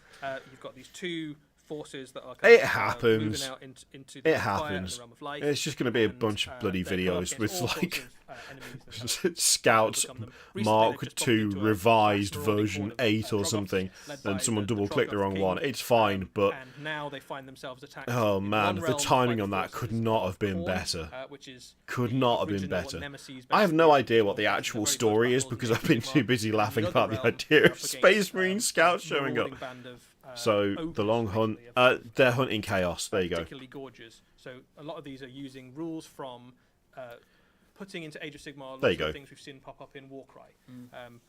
So for example, here's your, Easy. Your Gorger force you can have using a regiment Why did it army say- of renown. Wait, did You it can say have an Nova entire Open in force the of bottom butchers right? And gorgers Did it with a really? war pit at the center of your army. No, And did what it? this basically lets you do is if you really like those new Gorger miniatures, which why would you not, right? I didn't even notice they're that. very cool. Did it very, very really? different way of playing We Gorgers can't- as well. we can't- You can, make Ah, an you can't entire rewind force on around Twitch. These kind of ravenous, cannibal maniac, insane Oh, ogres, no. which are even scarier to fight against than Yeah. the normal ogres are. And It's of all course, there going will wrong, also innit? be rules to use these guys in Yeah. in normal games of Age of Sigmar as well. Please tell me I'm able to It did. throw Oh, and no. kick things into that huge. You absolutely can, yeah. If you've got a Maw pit on the battlefield, The Maw Oh, you pit. can and you've kick got a stuff into butcher the Maw nearby, pit. you That's can, cool. Throw That is pretty enemy- cool. Throw models, basically enemy models, into the pit. That's all I needed to know. The other thing that's quite fun about the Maw pits in Age of Sigmar specifically is that usually, if you've got a monster, you can smash enemy. There was an formations. over-open You logo still for a do that, second. But if you fail to roll, you roll Oh, against no. the Maw pit, it bites back. So if you've got a dragon or something that tries to smash it, and you roll the 1 or a 2, to They must smash have just it reused does it. like something stupid. They must like have had that 3d6 picture for mortal something wounds, else. So your dragon falls in. Or basically. something. So it's quite a risky proposition to try and take it out, Take it on, basically. yeah. So that's good fun. You've got those in. The book also has Belthanos and Ionis and a few other kind of key course, characters and taking part as well. Oh, One of the there's other that new. things Is that the that's, new a very popular new the addition new to Warcry Slayer that's, band? on pre-order at the moment is the Flame Yeah, Seekers. it is. So the Flame Seekers are effectively Yeah, they look great. trainers of magma drops, basically. Yeah, So okay. there's an army of renown that kind Maw of pit leads first into revealed that, at Nova. where you can have Makes a whole sense. force of magma droths and these flame keepers looking after their kindle droths, and they can move around the battlefield. And the way that works is that you That can Fire hop Slayers onto warband these is great big magma so droths good. with your little units of Fire Slayers, and they can transport them around the battlefield. So one of the It's weaknesses better of than the Fire rest Slayer of the army is entire they're very good in range defense, very because good in it attack, doesn't but they're look quite slow. as identical as the rest of You the can entire range. counteract that by the fact that you can hop on the back of these magma droths and kind of transport you around the battlefield. It gives you load. Plus, just a the really little cheeky fun new lizard way of baby is the approaching best. the Fire Slayer army, Yeah. and of course you'll also be able to use Solid. them in normal games of Age of Sigmar as a normal part of a normal Fire Slayer army. Yeah. So loads of good stuff in this book. So one of the things that you'll notice about some of the Dawnbringer books is they tend to lean into a specific. Oh yeah, look, I can rewind my own stream. What I'm talking about, I've got it right. Yeah, I can see it in the preview. The forces of order in this book. I didn't even think to do that. I've got it up on the other monitor so I can see the chat. I could have just done it myself. What an idiot. And this book also gives a chance Hilarious. Anyway. For Iona Scriptborn and Belfinos to do something cool. 5'11" rage is immeasurable. Isn't that nice? Yeah, you go. He shows up and he has a moment to shine basically. And you go, oh, he's gonna. Yeah, there you go. Nova open. So, do some cool stuff what happened there? Because they didn't show this off at Nova. Right. So. We had a little bit of a. They didn't show that off at Nova. Should we have a look that picture wasn't at Nova. So were they originally going to, and then they just kept the thing? Did they put the wrong graphic on? What happened? We don't know. All we know is that these lads are about to show up and start wrecking shop in the Mortal Realms. That's what we know. Yeah, there you go. Striking Scorpions and Scouts. Nice. Striking Scorpions needed an update. To be fair, so did Scouts, kind of. But Scorpions have been around for a long time. Long time.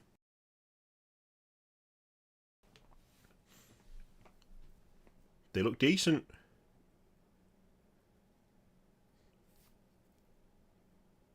So, terrain with it as well, do we reckon? Full box?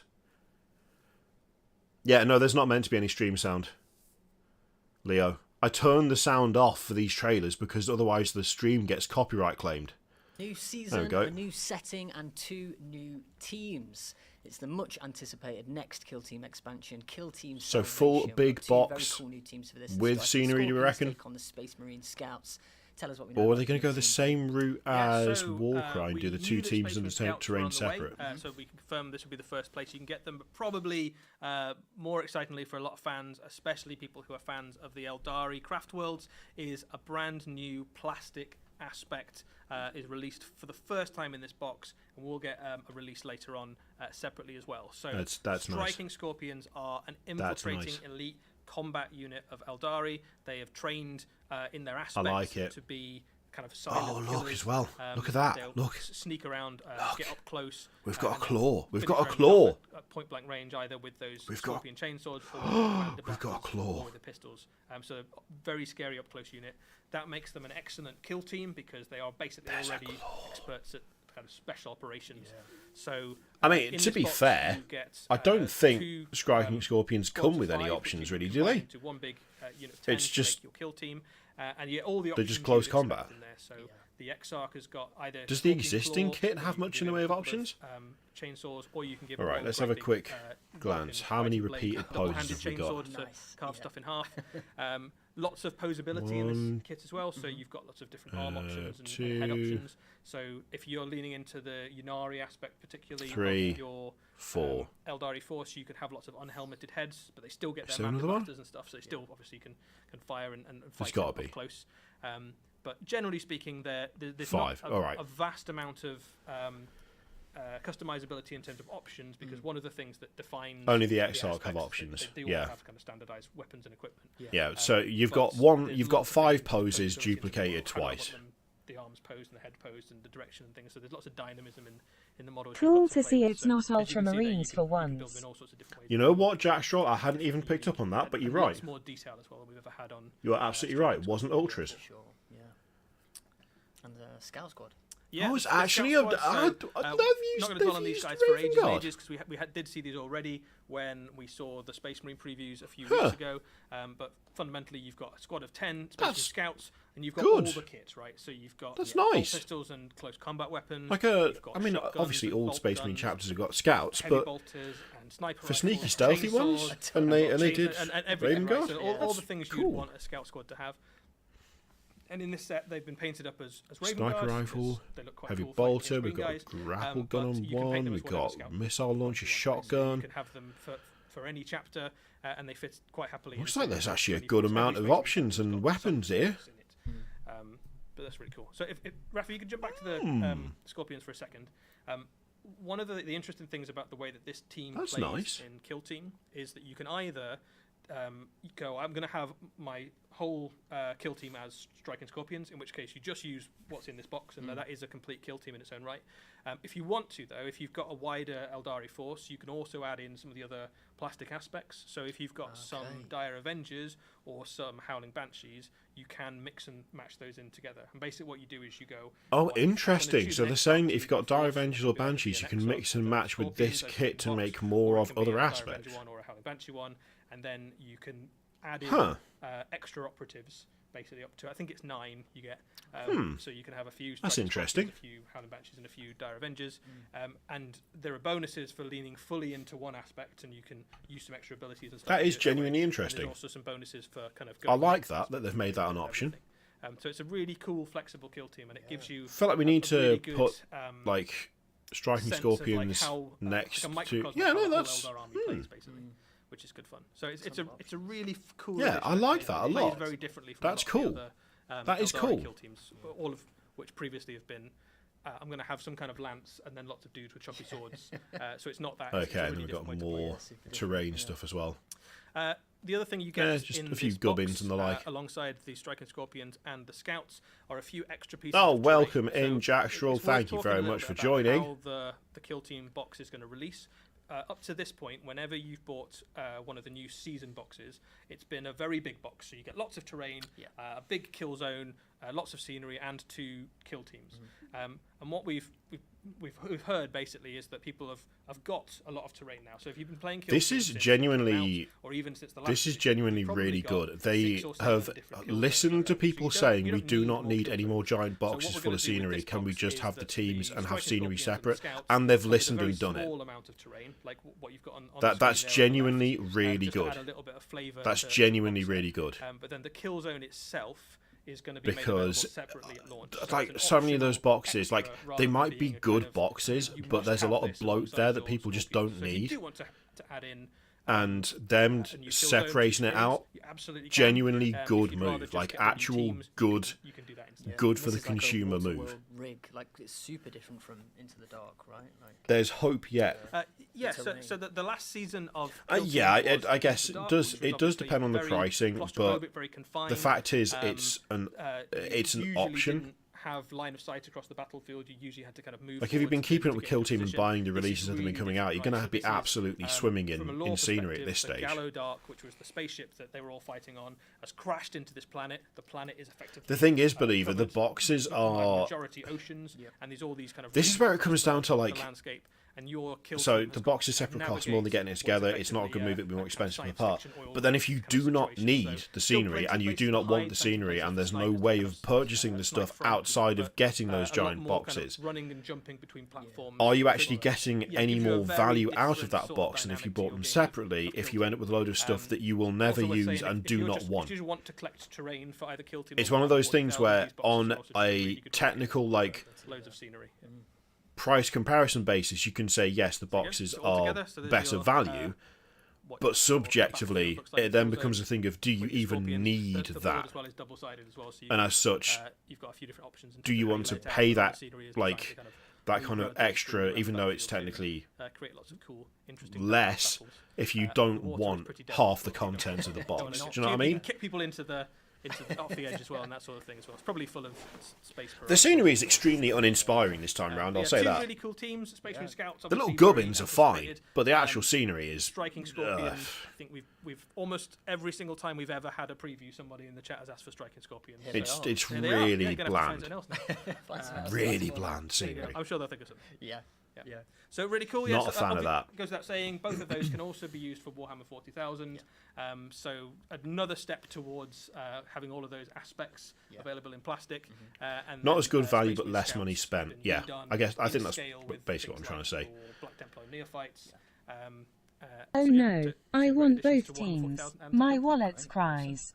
Right, well we did promise some. You got to pay the tax, goof. So I think it's probably time to have a look at what we've got for the world that was. So Raph takes away. Oh hello. Going into into the old world. Sorry, not fantasy. The old world. Ooh. Okay. Oh, look at that. Yeah. Okay. All right. Okay. Full plastic kits. It actually looks like a... Ooh. Are we going to have full plastic? All plastic? Bunch of squads and the like? Oh, look at the Pegasus. Oh, yeah. Oh, yeah. Hell yeah. Oh, God. Look at it. It's glorious. Oh, what? Oh, I wasn't really that invested until I just saw that picture. Oh, it's... The old world, awesome. The Heroes of Bretonia ride again. That is awesome. That is so cool. So, Eddie, tell us about some of these glorious new miniatures we've got. Yeah, Oh, absolutely. yeah. So we knew that Bretonia were going to Duke be part of on the Roy- old world that pretty is much since solid. The announcement of it. And what we're able to do today with you guys is show you basically the launch range for Bretonia when it's going to come out. We've The got a few launch other range bits for of Bretonia? news about the Hell old world for you yes. today, but we'll start off by just having a look at some of these incredible miniatures. So, Kingdom of Bretonia, Duke on a Royal Pegasus. Who would have guessed, right? The world's best kept secret. A new plastic Pegasus is on its This was way, leaked and this like is a days really, ago, by the way. really cool, new, very flexible kit. Basically Hence the allow you to sarcastic put comment there. lots of to create lots of heroes on Pegasus for your army. Yeah. Pegasus are very The very useful helmet thing is for a so hero because good. in Warhammer, So the good. old world, much like Warhammer Fantasy Battle, you want to have your general on a Pegasus or something because you've got lots of Zyle, abilities and also I've you got just some want good to news charge for you. early on. Absolutely, 100%. So this is I a really believe cool the kit. You can Pegasus make it is in lots of different plastic. ways. This one is is a Duke. Generally speaking, in Bretonian society, the bigger and cooler your helmet is, the more That is- status you've got. That's a lot of status and right the more there. kind of blessed by the lady of the lake. Plastic you model, are. So not this guy has Forge World, got not literally- resin. It's got a little church with a statue of the Lady of the Lake on his hat. So he's got to be So way up good. there, right? So this guy is a Duke of Bretonia, and his heraldry So is kind of that good. quartered black and red with the axe. Oh, has man. been applied across the entire range for the I'm loving the that. old world. Army for Loving Bretonia. that. So this is the guy who has kind of inspired that across the rest of the force. The Yeah. Pegasus itself is camera. a beautiful sculpt. Maybe just jump back for a second there, Raf, so you can kind of take in the whole. Gotta find a way spectre to of it. fix that. So really, really dynamic, cool. You've got some options there on the Look horse at as well, that. but it's, it There's almost no- looks like a kind no of statue notes. of a hero I love it. I don't counts, like. I just love all of it. kind of living and breathing and leading the charge of the Bretonian. There's no forces. complaints. So There's nothing really, I'd really want to cool change. picture. There's All nothing I feel plastic, should be done different. and with loads of options. It's just This is quality. one of the other ways you can build it. So you see a few different changes there. So it's a different head on the horse, different head on the Oh, character, different yeah. cloak, different sword, different shield, and this is a Baron. So Baron Full is like on your common options, garden hero full for on- Bretonia. The Duke is your kind of general. A Pegasus prince in or something plastic, like that. multiple The Baron is options. kind of a step down. perfection. Still a very competent Let's go. fighter. But you can see his hat's not as impressive. So you know. I do Slightly love the less way things they've there. painted Yeah, the it's wings Still on a that. hat nonetheless. He's still got a big hat. His horse isn't white either, so it's Yes. probably Oh, probably a man. slightly cheaper Pegasus. That is But that is yeah, You strong. can build it in lots of different ways. That is There's strong. That is another a way you can build good it, as start. well, which is as a battle standard bearer. So battle standards in Warhammer the Old World. Much Oh, like Warhammer God, look at the- Fantasy, oh, super okay. important to your army. So that particularly answers the for question as to what that Bretonians, fleur de because lis they was give from you your kind of on rallying the point on the for force, page. and they give you some bonuses to combat, and you can put magic banners on them and all sorts of stuff like that. 3 and this builds is out of it, yeah. allowing you to put a battle standard on a Pegasus, which is God, one of I the best love places for it, all because of you it. can Absolutely. put The it- wings get look it great. really The show horse it off. looks where you want to great. go to. Not quite sure how you fly with it. With The standard. barding on the It's horse probably looks magic, so great. don't worry too Easily much about done, it. Easily- The Yeah. armor on the easily rider looks Um, great. Like, but yeah, oh my a god. really, really cool miniature. Really flexible. I think we are almost guaranteed to see some of these in Golden Demon. And It Mythic looks competitions, so because the good. model is So phenomenal. good. It's really cool. And not every knight is rich enough to afford a Pegasus. That's right. Not every knight can afford a Pegasus or even a Yeah, horse. look Yeah. at that. So one of the things that we Look have at been that. kind of talked about in the lore of Bretonia for a very long time, but never manifested as a miniature or a unit until this point, is Knights of the Realm on foot. So a Knight of the Realm is it's the most common type of knight in Bretonia. It means that somebody who's gone on their errantry quest, they've achieved a knightly deed of some sort. That might be slaying a welcome in, Boris. Welcome to the club.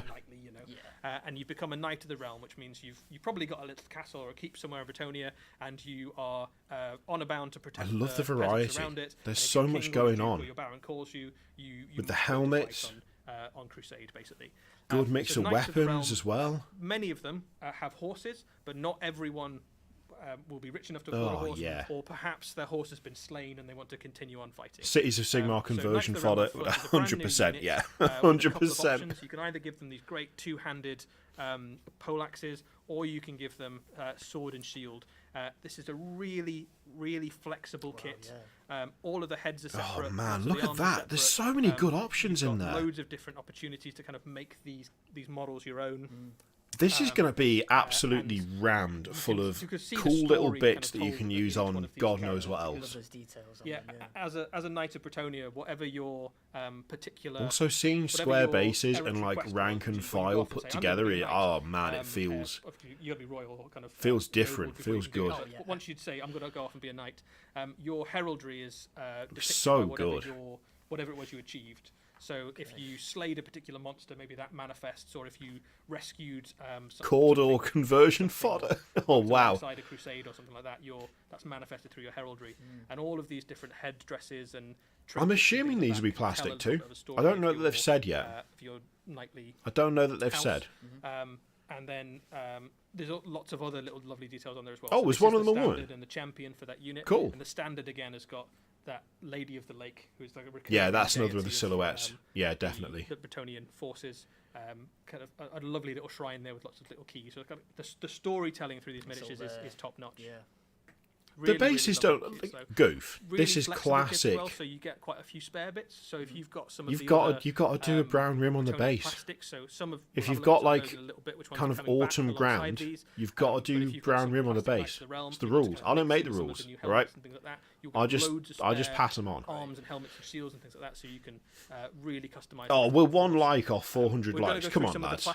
Come on, gang. And show you some of those. So Knights of the Realm. Come on. Very kind of the most. There's like 900 people here. How are we not? There you go. Returning plastic kit. Right, no one like it now. We're at 400. That's a lie. You should push it up higher than that. Self-sabotage is real. So they're on their way back too. No one touched the like. You see, you've spoiled it now. You might as well aim for 500 because 431 is garbage. We've got some brand new Pegasus characters which you can build up in loads of different ways, and you can put some Pegasus Knights alongside them too. These are kind of, as you'd expect, enormous flying heavy cavalry. That the old ones, though, these. Right. Skirmishes and things like that. Harry enemy flanks. Loving your work, Kenneth. Legend. And then at the other end of the spectrum of the peasants. Look at them with the men at arms. Peasants, very rude. Knights, you've got the peasants and the men at arms. So these are the lowest of the low in Bretonnian society. Really, they are the farmhands and troops that look after the castles. They are not of noble birth, but the knights very. To be honest, I still love them. Still love them. Some level of training, and they've got kind of hand-me-down spears and shields and things like that. Some level of training. Kit for Bretonnian, but do they have some level of training now? We get to see them again, which is pretty cool. Yeah. And then peasant bowmen as well. Yes. So these are the stakes.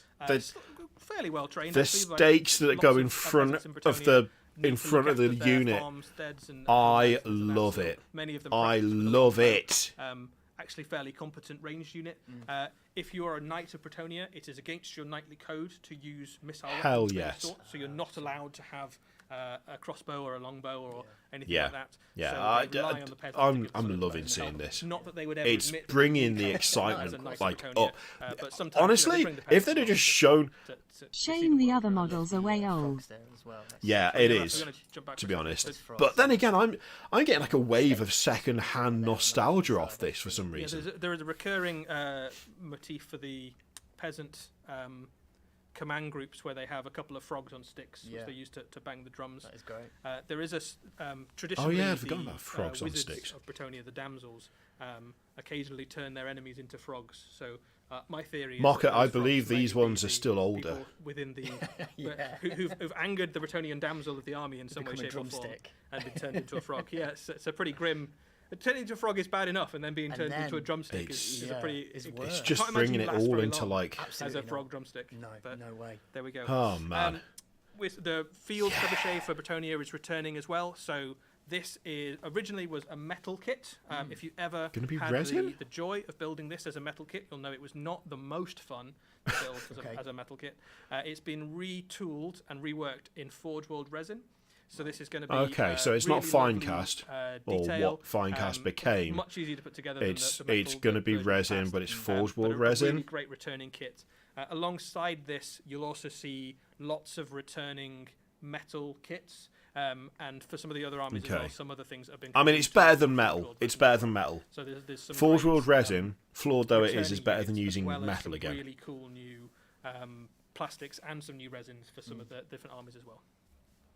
So speaking of new resins, here are some of the resins that we've already know are on the. What's way to getting me Bretonia. So right we've is got, why are these four Damsel and resin Unicorn when at the that centre there. We've Pegasus is got battle plastic? standard bearers, and we've got What's the questing decider paladin there? on What's the foot. logic? I don't We have a new, fully understand. resin model to show you as well. So this is the handmaiden of the lady. This is your wizard, basically, for Bretonian forces. In Bretonia, men aren't allowed to practice sorcery for the most part. But what happens is that every now and again, daughters of nobility will go missing, and then they will turn up, kind of abducted into the night by fey creatures, and then they will return as handmaidens of the lady with unnatural powers. Nobody's quite sure what their power comes from, or what the. Apologies, I started dying. It is, but they do seem to have the blessing of the Lady of the Lake, so nobody asks too many questions in case they get turned into frogs. Yeah, of course. So they get. That's a cool model. I do like that. Your magic. That's pretty cool. For Bretonia. And what it does is it gives you a really nice kind of triple style for the Bretonian force. So you've got the very glorious knights in their very shining armor and gold and silver. And I did noble. successfully And then mute you've got the before I peasants rolled who off have screen, got right? Hand-me-down shields and poleaxes and. Because I wanted to through the mute. mud every day. And then you've got the And then handmaidens of the roll lady, away. which have a very different aesthetic. I hope that. altogether. Okay, good. Pristine, pure, life magic made manifest. I didn't want to go to the be right back screen. But a really cool. I didn't want to do that because then you can't see anything. But I needed to cough my guts up. So there's a few other returning kits as well that will come a little bit later on. But that is what is going to be launching for Bretonia when Warhammer the. it's Old just World all comes out. like leftover COVID stuff. We can confirm today that Warhammer the Old World will be one of the first releases for 2024. So Okay, it's not gonna be this 2024. year. All right. We won't have to wait very long at all into One of new the year first to get releases. hands on this, so it's not One too of the long to first wait. releases for And then 2024. before So the we've got year a is out, soft we'll have launch more date. information for you on Nice. One of the other big factions is going to be launching. Amazing. Nice. Exciting stuff. There you go. Yeah, good times. Yeah, I nice. believe resin molds are Nice, cheaper than nice. plastic. We've covered it. We've done it. We've done it That's all. what we got. Yeah. That's it. That's all we've got. That's all we've got time for. So, what was your fave, Eddie? What was your favourite out of all I mean, those? it's all very cool. So I am really excited about Bretonia because that was one The of the. COVID was like I started with the Warhammer Fantasy Battle Box. starter last Bretonians, month, and I'm which is still tremendous. not First fully thing over I it. ever got for Yeah. Warhammer. It's really I've got annoying. A special place in my heart for Bretonians, but I am doing an Eldari army at the moment. I do really Okay. like those Scorpions. Yeah, We're missing a model. they are I great. like those a lot. Oh, And I think it's been a very long wait for plastic striking Scorpions, so I'm very keen to kind of get these painted. They've up. got to show us at And least the like chance to use them one with Kill Team thing, as well. right? I'm really enjoying Kill Team at the moment as a game system. So I'm One gonna more? paint them up as a Well, we've Kill got Team 5 and minutes they'll left. Infiltrate their way into my Eldar army as well. How about yourself, Lewis? What did you like most? Oh, I've got to go with the Ionis Cryptborn. It's got to be. What a terrifying miniature in the best way possible. Man, I All those love the skins, dragon. I just love the super dragon. macabre, super gothic. Love it. It's great. It's really cool. It's very cool. It's really cool. Okay, right. Well, we hope you enjoyed the reveals, guys. That is what we've got for Warhammer Day. A couple of things to remind you of before we head off. So it is Warhammer Day this weekend kicking off. There is a brand new exclusive Warhammer Day commemorative miniature, which is the Leagues Come of on. Votan character. I know you've got a cheeky you can pick tease that up for from us. GamesWorkshop.com or from your or order it from your I know local you've got a cheeky Games don't Workshop hold out on or, us. hobby store. Eddie, Lewis, If you've Don't- we'll go through loads of stuff in this preview today. Don't do with, it. all sorts of pictures and things. You might have missed some things. Don't do Don't it. worry. All of this you can watch back again. And you can also watch look at all of the pictures on the Warhammer community. Come on, gang. website. There's got to be a tease. Yes. So you There's can have gotta be a look. There's probably tease. some new angles and things those guys have got Oh, that yeah, we haven't absolutely. been able to show you today. Oh, as well. Stuff on there. my light shut off. There's got to be a tease. Just to let you know, we do have another preview coming up in the not too distant future. We will have Huh? a Warhammer preview online coming from the Grand Narrative and World Championships, which is happening in mid-November. Yes. So you've got about 1 month before the next one of these great Warhammer previews. Not long to wait. Not long. And speaking of other great live shows, if you There's gotta be a guys tease. stick around, we're going to be jumping right after this show to the Tampa Bay Open in Florida, where you can watch some Warhammer 40,000 Grand Tournament coverage with our guys over in the US. Who even if plays you're- competitive like Warhammer? match play Warhammer 40,000, Sorry. you stick around, you can watch them over. So a big thank you to Notley in the chat. I'm for moderating I'm clearly for us. Huge joking. Thank you Clearly to Matt, joking. our producer, for pushing all the buttons, making it all happen. Thank you to you, Eddie. Always a pleasure. No worries. And thank you to you guys at home for watching. Cheers. That's all we've got time for. We'll see you soon. Take care. No teas? Not...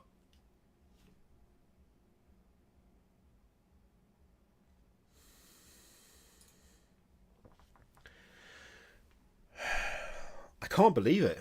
I can't believe it. No tea. Didn't even get a cheeky tease. Didn't even get a cheeky tease. I can't Adam and Eve it. I really thought we were going to get a cheeky tease right at the end there. I need to plug my light in. Hang on. I need to plug it in. This is the most janky setup you've ever seen in your Forge life. World found out that they could use resin instead of tin in old metal cast molds. Is that strictly how that works, Mike? I don't know. I mean, I'm not sure. I don't know whether I can... Oh, hello. Did you see that go? That was quite the experience, wasn't it? Oh, Jesus. I'm being blinded. Oh, my terrible thing's gone. There we go. Let's get that over there. There we go. We're back. We're back to how it should be. Now I can't see anything because there's a cable across the chat. Right. Well, thank you very much, Mike. Okay. Look. Okay. I don't fully know what to make of that. There was some cool stuff. I would be lying. I'd be lying if I said there wasn't. Right? I'd be lying if I said there wasn't some cool stuff going on there. But there was less than I thought there would be. There was less than I thought there would be, especially in the context of what this was. So we got Imhotep. We got the lad himself. He looks okay. He looks decent. The head isn't as good as the old one, but overall, it's not that. You know, it's a decent enough glow up for a very old model, very old model. But it's okay. It's pretty decent. We also had this absolute freak show, the Sidonian Scatros, which is not a good name. Not a good name. That's the thing. We're going to get more reveals. There'll be another reveal, I'm sure, like as the Codex gets closer. I think as well, Zeraz got such a glow up that it's very difficult to compare, because he looks absolutely legendary now. The Is that Scatros, what all the 40 years of Warhammer articles were leading up to? apparently so, the Lonely Bolter. Apparently so. So, like, I love this, but I'm perfectly happy to admit that this is probably going to be, like, a tad, maybe not controversial, maybe that's not the right word, but it is a weird model. I'll give you that. Oh, member for 3 months, Aaron. I need to get it sorted so your messages show up when you're doing a membership message. I'll sort that before the next stream. All that tickles my fancy is the Kill Team terrain set, but even then I might not pick it up. So, I like this guy, but I'm willing to concede that it's weird and daft and that it might not be for everybody. Really, the standouts for me, this guy I quite like, but I prefer it if he wasn't on the bug. The bug looks a little bit goofy. I'm not a massive fan of the bug. I think I'd like the bug more if the bug didn't look like it was standing totally still. It looks very static, whereas he looks relatively dynamic. And I like little details like the roots grabbing hold of the bug. That's cool. I like that. That's a really nice way of doing it. I just wish the bug was moving a little bit more. I think, actually, no, the bug, yeah, that's the thing, right? Okay, let me revise.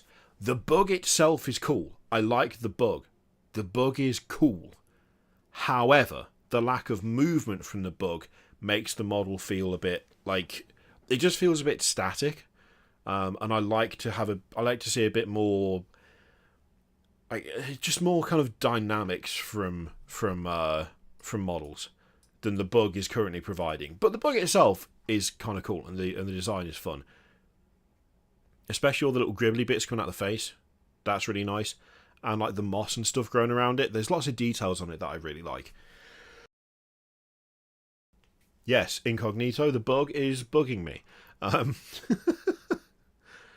apart from that, like, I still think that the lad and the big bug is better than the small lads on the small bugs. I still think that's better. Ionis Cryptborn, this is solid.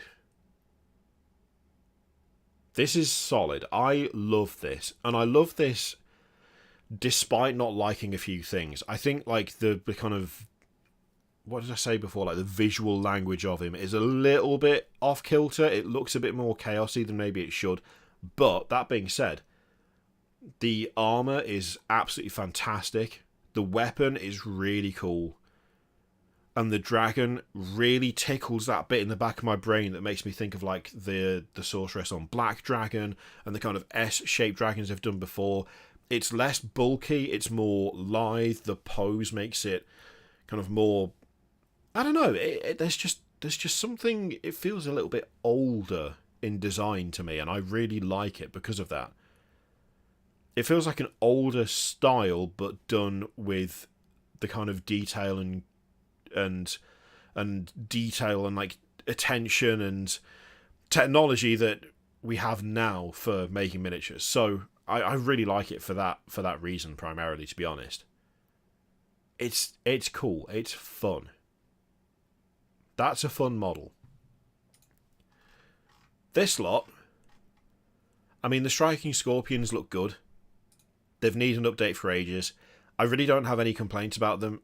There's obviously limited loadout, but then again, that's because they're Striking Scorpions and they only do one thing and they only have one loadout that they do it with. The Return of the Claw, love that. Love the Claw. The Claw's great. The Scouts, I mean, the Scouts look really good. The scaling is obviously better. They look like updated, reposed, more dynamic, and, like, just better scaled Scouts, which is exactly what I'd want from a reimagining of something like the Scouts. So, plus I love that they're not Ultramarines. I love that they're not Ultramarines. Genuinely love that they're not Ultramarines. They've painted them in a different colour scheme. Thank God. Also, yeah, normal bolters. They're not core pattern bolters, are they? They're just normal bolters. That's fun.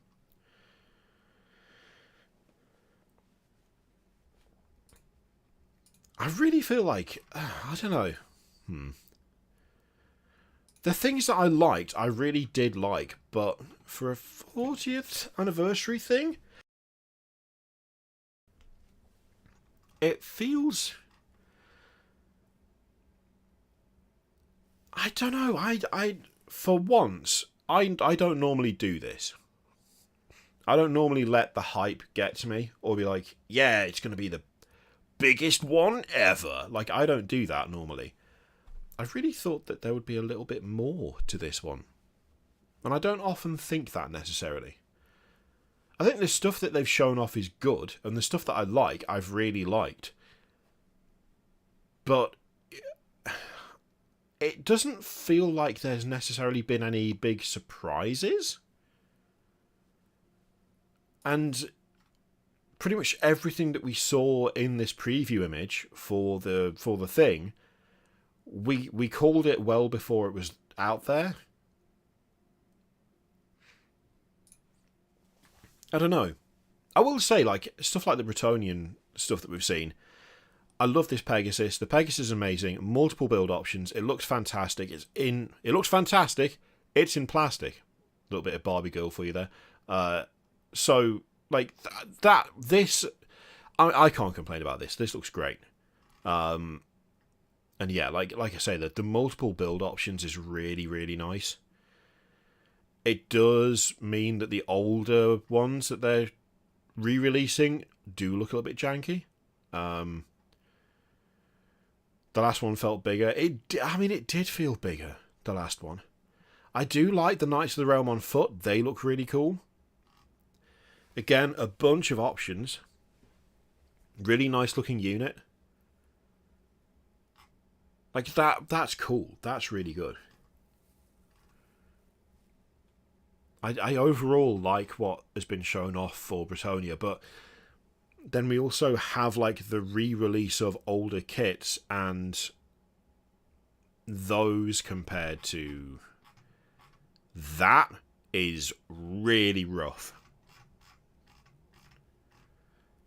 It's really rough. Things like the Knight of the Realm are fine. They're good. The Men at Arms and the Peasants, again, I'm not too fussed about that. It's nice to see the Trebuchet back, even if it is going to be Forge World resin, but at least it's not metal. At least it's not Games Workshop resin, it's Forge World. I'm still confused as to why these are resin, but things like the Pegasus aren't. There's like a really weird choice doing it that way, so... But yeah, it's like, I feel like the stuff that they've shown off that I liked... I don't know, is that fair? Is that fair to say this is really rough? Maybe really rough is the wrong...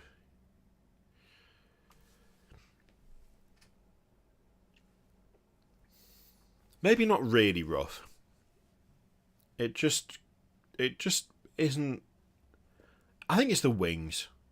The riders are fine. I think it's the wings that are getting me. But then again, this is like a big old centerpiece model. So, I don't know.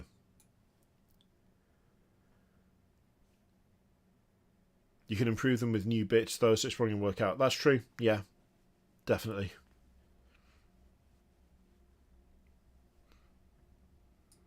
And I think, you know what, that might actually be the big issue when it comes to the old world and selling it to people who maybe were not that interested to begin with.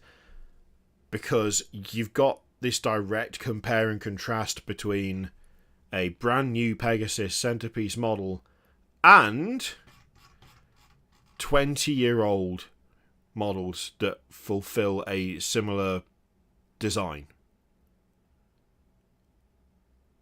And that's actually, without the power of nostalgia driving you, do you want that?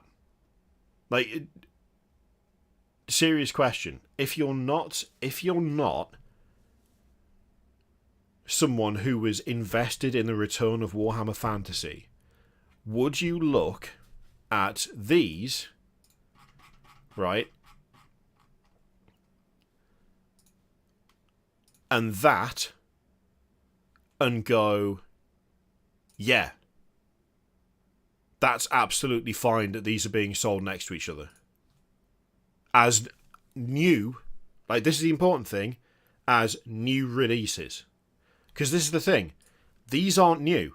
I would say that I'm whelmed by these previews. 100% whelmed. Thank you, Sanguinius. Yeah, like, again, this is purely from the point of view of, like, if you are trying to get into this system,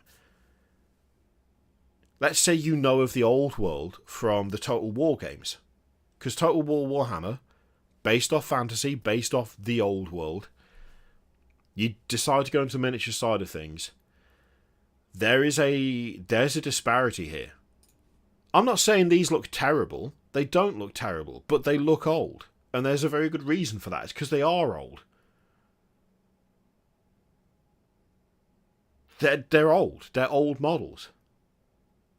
I'm not entirely sure how old they are, but they're getting on a bit, and we all know it.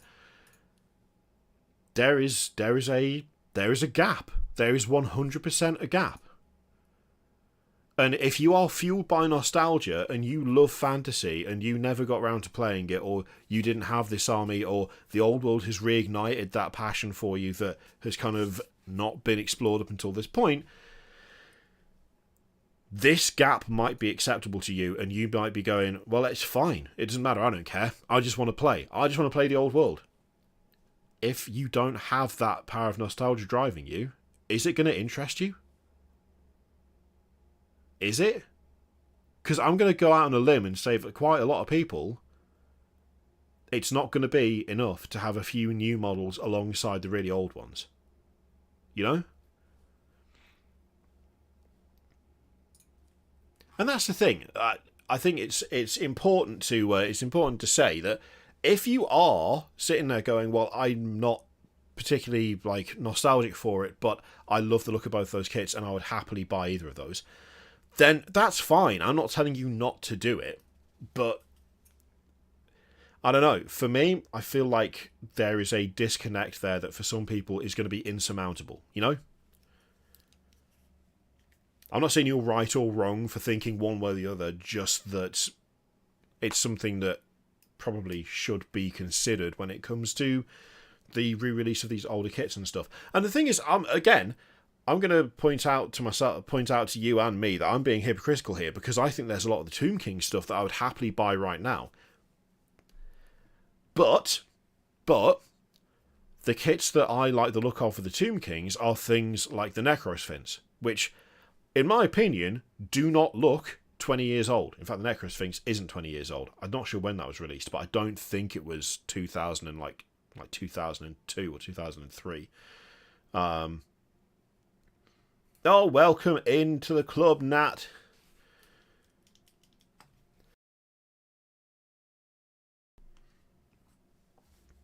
Yeah, I don't know.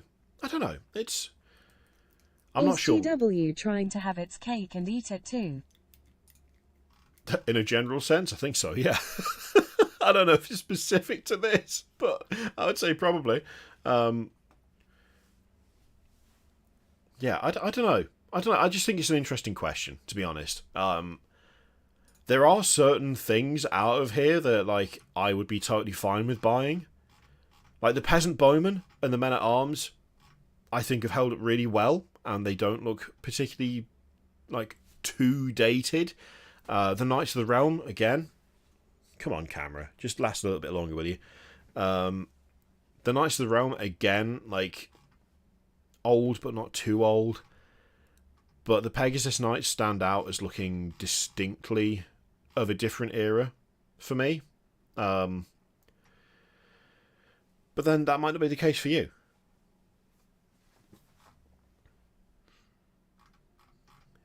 And I have to admit, part of me is also like, there's so much cool stuff for AOS that doesn't fill the same niche, but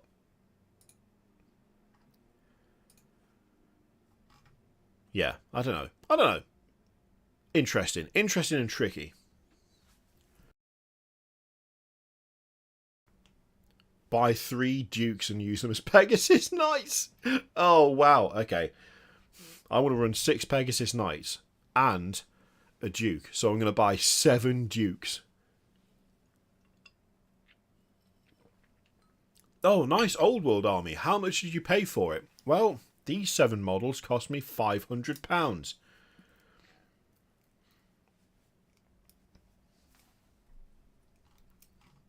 Was it worth it? Don't ask. Don't ask me that. I don't like answering that question. I don't like thinking about it. It causes me physical pain.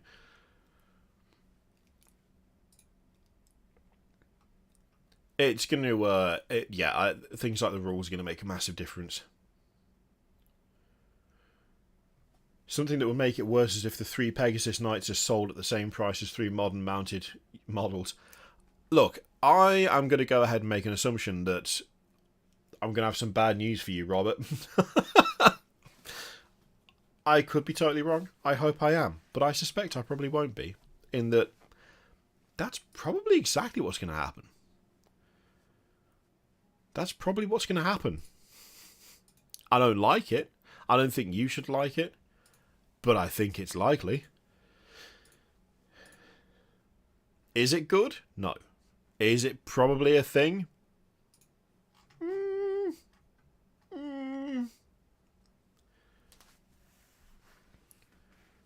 For 40 years of 40k, we got a new Necron model and man with long legs. Yeah. Yeah. Yeah. But we also got a sweet Pegasus and a cool dude on a dragon. And, you know, I'm okay with it. Announcing old kits isn't a new reveal. That is also true. That is also true. I mean, in terms of actual new things, in terms of new stuff for these games, we got 4 characters. No. 1, 2, 3, 4, 5, 6, because we also got the handmaiden. We got 6 characters, and we got 2 kill teams. Which, now that I say that out loud, it doesn't... Yeah. Yeah. Okay. Yeah. See, this is the thing. Okay. It's the 40th anniversary of Warhammer, not 40k, so I'm happy with more Bretonians. I think my problem is that technically we did get more Bretonians because we got 2 characters. But the rest of the Bretonian... Oh, no. Let's be fair. We got a squad as well. I totally forgot the squad. I forgot the squad.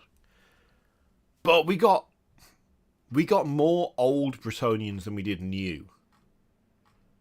Which is throwing me off somewhat. Yeah, I don't know. I'm not sure how to feel about this one. Well, actually I say that. In terms of how to feel about it, I know full well what I'm going to do for my video on Monday of picking the top 3 things. And it's going to be a Pegasus, it's going to be a dude on a dragon, and it's probably going to be a bunch of Bretonians on foot, and that's going to be it. But then again, that's also half of what is shown off, so I don't think they're trying to gain a new player base with Old World. Personally, as long as the rules are good, I don't care. That's the other thing as well. Realistically, I don't think they're making any effort to sell the Old World to new people. I genuinely don't think they're making any effort to sell that system to new players. I think probably it is 100% aimed at people who used to play fantasy and don't want to play AOS. And that is what they're going for. They're going for the diehards who were never happy that it went away, have not stopped being unhappy that it went away, and will pay for the old kits. The old kits that, frankly, a lot of them probably could have bought when Fantasy was still going, but didn't, which is why they got rid of the whole system. Just throwing it out there. That's going to make someone very angry, that comment.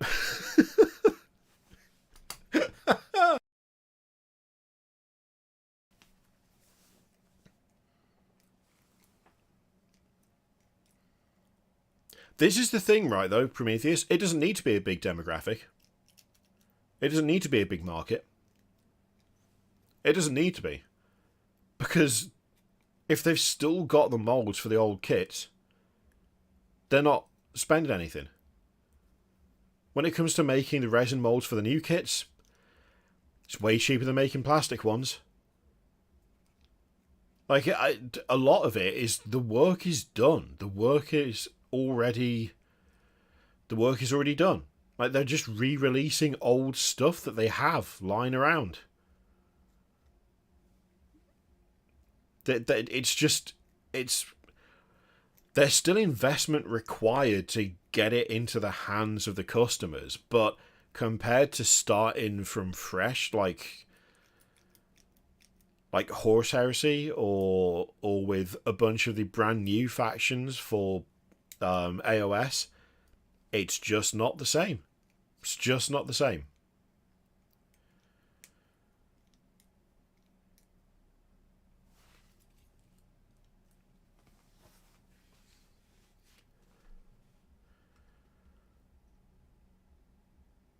I don't know that fantasy players are the wealthiest demographic, to be honest.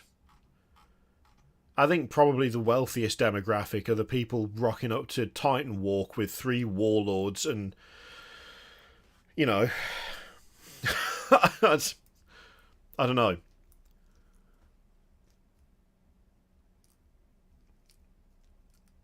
Plus, again, like, having a shed load of money it only works if you spend it on the thing that you enjoy, that they then want to support and continue producing.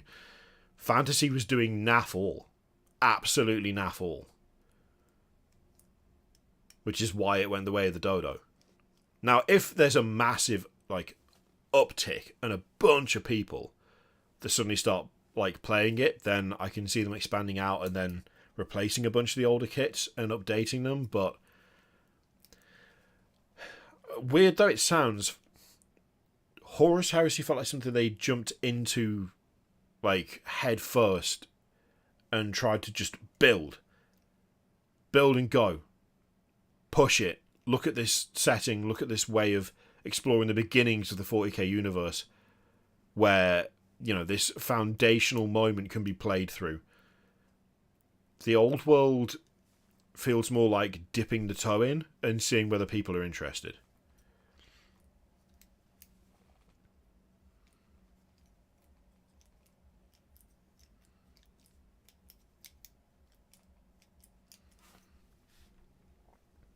It'll be interesting to see how it does. It'll be really interesting to see how it does. It could just absolutely blow everything else out of the water, but I guess we'll find out when it's properly released as to whether that's the case or not.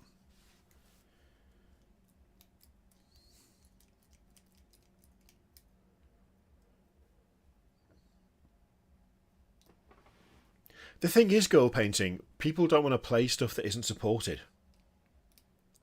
The fact that the rules are out there and there are now, like, fan like designed and submitted rules and a full community around, like, the 9th age and stuff, it's still a thing of, like, yeah, but the company doesn't support it, so I don't want to support it.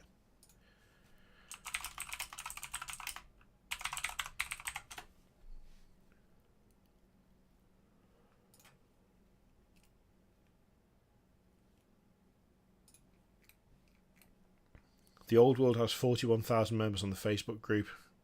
I wonder how much the AOS one has got. AOS has got 98,000. I don't know that that's necessarily a strict measure of... I think there's also like something else that... Why have I still got these on? There's also a thing that I think a lot of people don't consider. Is that noise online does not necessarily correlate with real world enthusiasm or opinion, right? The example of this, and the one I always fall back on, is the FIFA series of video games, right? Every single year, you get a new FIFA game. Every single year, the internet is full of people talking about how crap it is that the same FIFA game gets re-released every single year without fail. How there aren't enough changes, how if you look into it, it's just the same game over and over again, and how you shouldn't buy it, and how it's a load of crap, and no one should be paying for this anymore. And then every single year, the new FIFA ends up at number 1 or number 2 in the video game charts because so many people have bought it. It's like the prime example. It's the prime example. It's the same thing with... Which Call of Duty was it? Was it Call of Duty 2 or was it Modern Warfare 2? Where there was a whole thing of like, oh, there's no dedicated servers, it's only it's only peer-to-peer, let's boycott Call of Duty or whatever. Then the game comes out, and immediately it's just a bunch of people have bought and are playing that game with boycott that game in their Steam name, etc., etc. People shouting about how much they would buy stuff online doesn't mean anything. People shouting about how much they, miss a thing and would totally support it if it came out again, doesn't mean anything. You want, like, a prime example of, like, everyday stuff from things like YouTube, for instance. If you ask the audience what merch they want you to make, and then you make that merch, 1% of the people who responded to you originally saying you should make this will buy it. The rest of them won't. People will say outright, if you made this thing, I would get it. And then you make it, and then they just don't bother. They just don't buy it. They're not interested.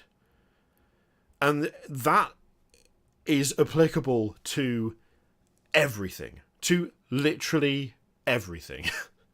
It doesn't matter what it is. You cannot look at, like, responses to questions and calls to action and product ideas. You can't look at responses and go, well, I mean, 1,000 people said they would 100% go with this, so we should do it. Because 1,000 people aren't going to go with it. 10 people are going to go with it. Maybe 50. If you're really lucky. And it just applies all over. It applies all over. Across so many different industries. And stuff like miniatures is absolutely no different. It's absolutely no different. I mean, look at, you want the prime actual applicable example for Games Workshop, for Warhammer in general. When Space Marines were, like, when Games Workshop went, here are Primaris Space Marines, they are new Space Marines, they are bigger, they are taller, they are better, they are inventions of Call, who is a tech marine, and then online, all you see is, this is hot trash, this is garbage, the Emperor is the only one who could possibly make Space Marines, this breaks the law, I hate this, I'm not buying this. When was the last time you saw a Firstborn only Space Marine army? On Twitter, or Instagram, or Threads, or Facebook, if you're going outside of a dedicated Firstborn only page. On Reddit. Just on social media as a whole. When's the last time you rocked up to an event and everyone in the event was only playing Firstborn? I'm going to go ahead and guess that the last time you saw that was before Primaris Space Marines, right? Because again, the vast amount of outrage and all the videos talking about how the law is being irreversibly broken and everything is totally wrecked and nothing is going to be the same ever again. Yeah, a good number of people have stuck to that, but the vast majority do not care. They didn't care to begin with. They don't care now. And that's why Primaris Marines are everywhere and Firstborn Marines have fallen hard to the wayside. If it was a universal fact that everybody really can't stand Primaris, and you can tell, then Primaris wouldn't be all you see all over the place, and yet that's pretty much how it's gone. And I'm not saying that if you like Firstborn Marines you're wrong or daft or stupid. That's at no point what I've said. What I'm saying is that you can't look at the loudest side of things and then take that as being what everyone is going to go with. And it will be the same thing with things like the old world and everything else. It's just like, we need this back, we don't want this, we want this instead. Okay, how many people are actually going to do that? How many people are actually going to invest in that? How many people are actually going to support that monetarily? And the answer is way less than the number of people who are talking about wanting it. Brandon, I'm not talking about 30k though, I'm talking about 40k. And I'm not saying that 30k isn't popular either, and I'm sure a lot of people probably did move over to 30k as a result of Primaris Marines. But what I'm saying overall is that for everyone who got really angry online and complained about it, Primaris are still vastly popular and outselling Firstborn stuff, and have been for a long time. And none of that has affected Games Workshop shifting their focus away from Firstborn and onto Primaris. If Primaris didn't sell anything and Firstborn was still all the way up there, then they wouldn't have slowly replaced the entire range by this point, because there would be no commercial sense to it. But they are. And it's not a case of, well, if you don't like it, then just don't buy it, because they'll stop, because there are alternatives that you could go with. So, you know? And again, at no point am I suggesting that anyone's wrong for preferring something or wanting something to be brought back, or that, you know, you are someone who would say, I want this, but I'm not actually going to support it. I'm not saying that is as a personal attack, more as a general observation from so many things. So many things. Hell, it even applies to bloody YouTube. Like, do you know the main reason I don't take suggestions for what videos to make? 9 times out of 10? 9 times out of 10, it's because if 100 people say you should make this video, I would watch it, that video will get 2 views. Because they won't watch it. They will just say they're going to do it, and then they won't. And that applies to all things, in my experience. You know?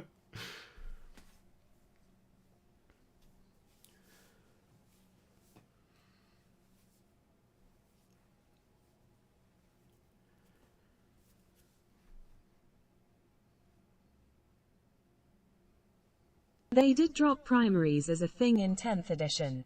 That's true. They have, you're right, Mike, they did eventually just shift things around so that Primaris and Firstborn, there's no distinction.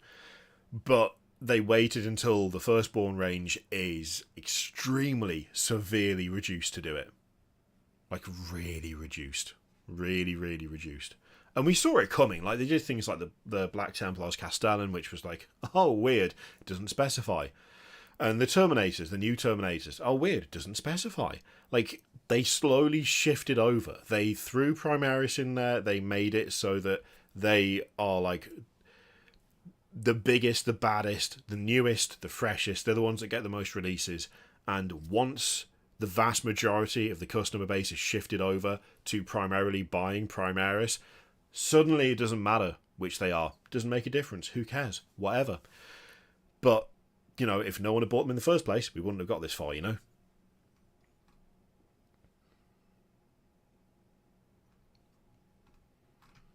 But yeah, again, I'm not, like, casting judgment on anyone for preferring a thing.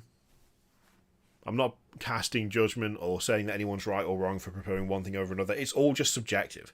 It's all just subjective. When it comes to, like, IPs, when it comes to universes, when it comes to individual unit or model design, everyone's going to have their own personal preference. And that is 100% okay. That's not in question. It's more the question of, does noise equal fact? And a lot of the time, when it comes to how things sell, the fact is that despite a lot of noise, Primaris Marines sell really well. The fact is that despite a lot of noise, Fantasy wasn't doing well. Do you know what I mean? Like, despite a lot of noise, FIFA still ends up at number 1 in the goddamn charts every year, even though if you believed what you saw online, you would be easily convinced that it is one of the worst products ever made, and yet it sells loads. Just a fun, an interesting issue with the human condition.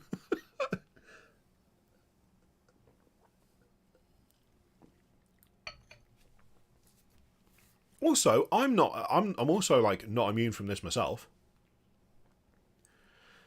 There are a few kits that Games Workshop have shown off recently that I've absolutely gone wild for and said I want to get them, and I haven't ended up with them yet. Like, I haven't bought them. I've made the noise. But I've not actually bought the thing yet. Like, do you remember when these guys came out? Hexbane's Hunters, right? Hexbane's Hunters for Nethermaze. I made a load of noise about these.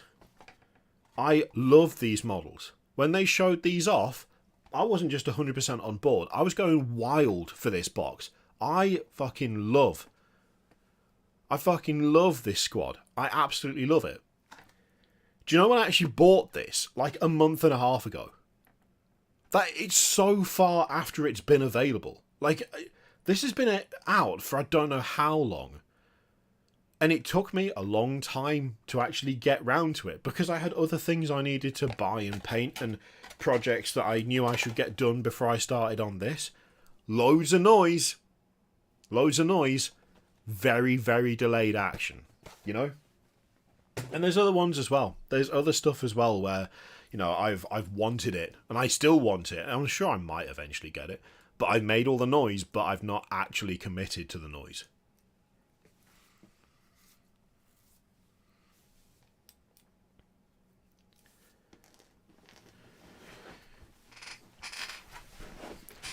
The lion. Perfect example.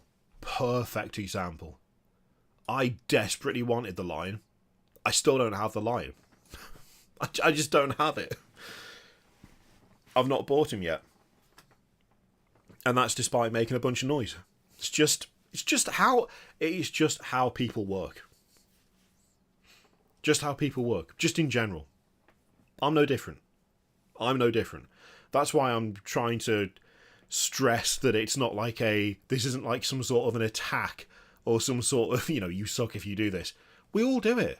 Everyone does it. It's just one of those things that happens. You know?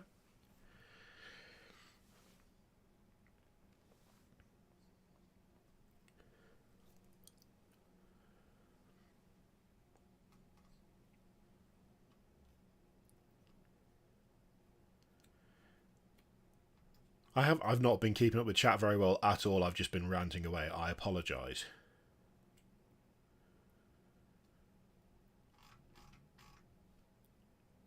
At the very least, I hope that you recognise that I'm not like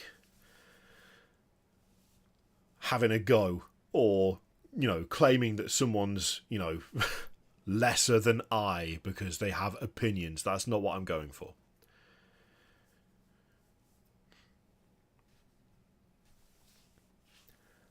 Alexin, Skaven will probably end up being... what are we on? What's the release cycle for AOS again? It'll be next year. The next edition will be next year, I believe. So, Skaven update would be next year, most likely.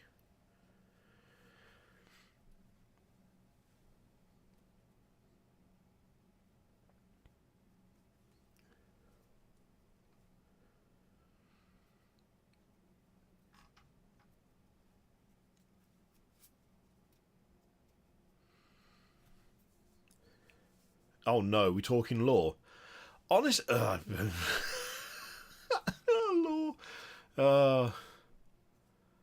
It's so hard to know what to say when it comes to lore. It's so.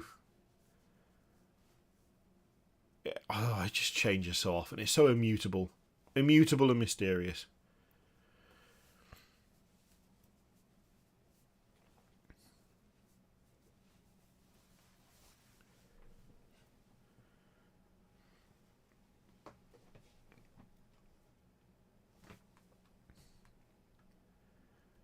Okay, hang on. So...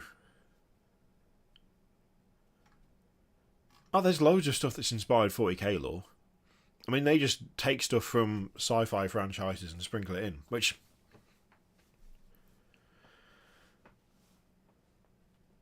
there's original bits. There's bits that aren't so original. There's, you know... There's loads of shared stuff. Loads of shared stuff across all sorts of universes. I mean, Jesus Christ, it's almost impossible to write any sort of dwarven species into any book now without someone going, but where are the beards? Because one series, I think, had it in it that they all had beards. And now that's just how that works. All dwarves have beards. Why? They just do. It's just how it works. They've got beards. It's like, yeah, but my dwarves don't have beards. What are you talking about? Yeah, but they did in this other one. Like, it just it spreads and goes everywhere, doesn't it?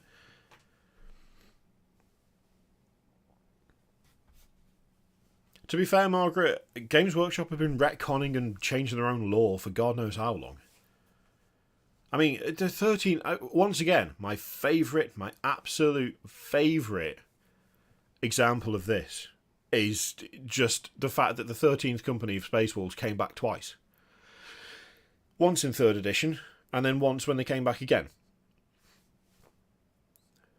They showed off the new Wolfen models when those came out. I say new, they're old now, but like when they showed off Wolfen, it was like, the Wolfen have returned. And I was like, mate, I've been here since 2003 or whatever. What do you mean the Wolfen have returned? We've already had Wolfen. I have 6 metal Wolfen. Should have been 10, but I lost a few. I've got metal Wolfen right here. What are you talking about? What do you mean the Wolfen have returned? Oh yeah, wait, that's because I made an entire 2,250-point 13th Company Space Wolf army, and then I took a break for a few months, I came back, and that army didn't exist anymore. It was gone. The codex it was in no longer applied. And then however many years later, 15 or something, I don't know, they came back again! In a completely different scenario. Doing something totally different in a different system that had nothing to do with what I originally knew that they'd come back from. They originally came back because of Eye of Terror. Codex Eye of Terror had a full-on army list in it for 13th Company Space Wolves, and then God knows how many years later they were all like, oh, the 13th Company have returned, and a bunch of us were sitting there going, yeah, and? I know. What are you talking about? I know that. What do you mean they've come back? Well, I know! I had a goddamn army of them. Where's that army now? For a while there, you could get a box that was 50% Space Wolves and 50% Chaos Space Marines. Grey Hunters and Chaos Space Marines mashed together in one box. It was rad. It fucking ruled. Alright? It was great. And then that entire army was just gone. It was just like, nah, we can't have that anymore. Fully gone.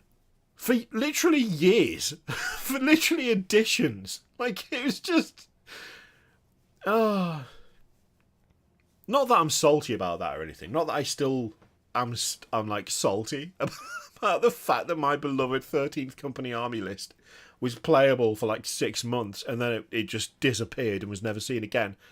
No, not salty about that at all. You couldn't take vehicles. Do you know that? You couldn't take vehicles. And there was a points limitation, depending on how many HQs you had. You needed 1 HQ for 750 points worth of everything else, and you couldn't take vehicles. You could only take bikes and infantry. Don't think you could even take dreadnoughts. Camera, you're starting to piss me off now.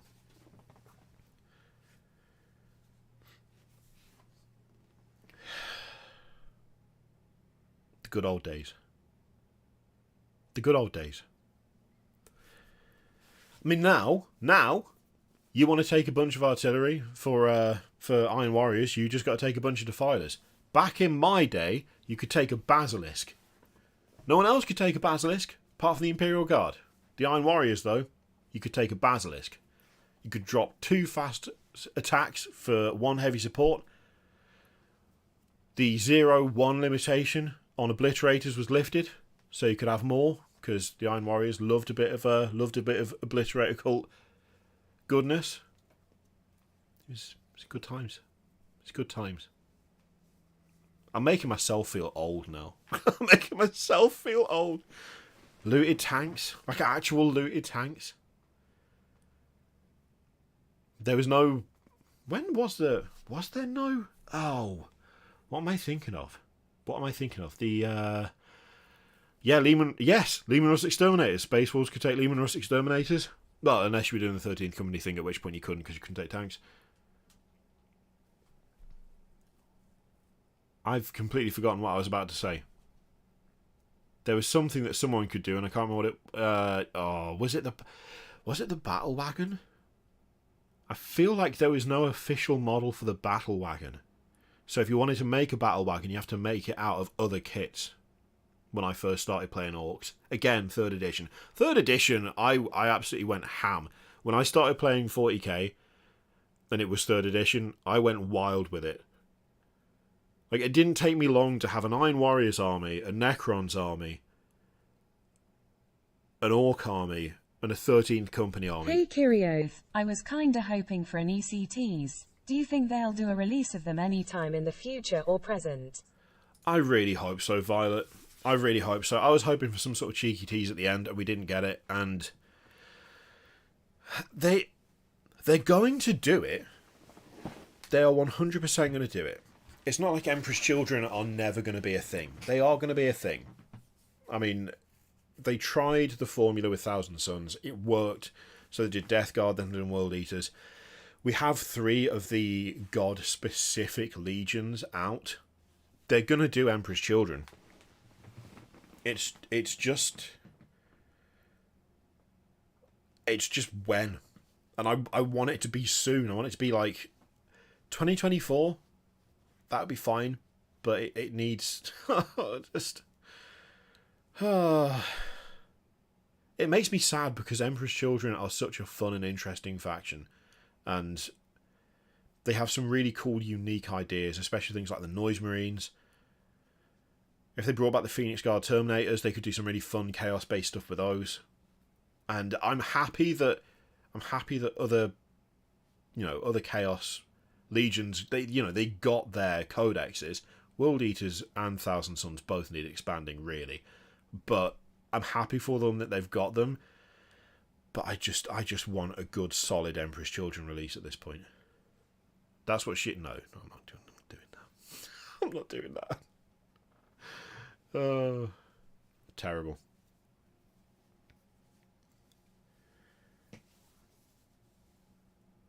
I really wish that Fulgrim was plastic and not for Horus Heresy. Because I want to use him. I want him real bad.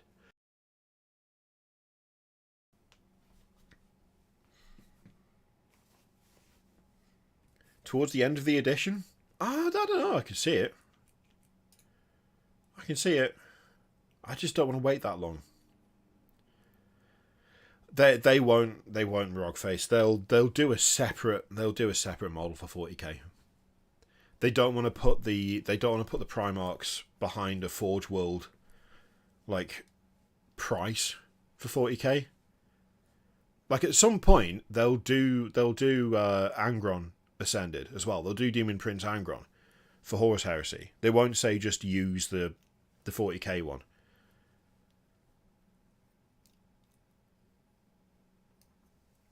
I mean, if the fact at the very core of it, at the very least of it, doing 2 separate molds for 2 separate systems means you have a wider spread of people who will buy it. So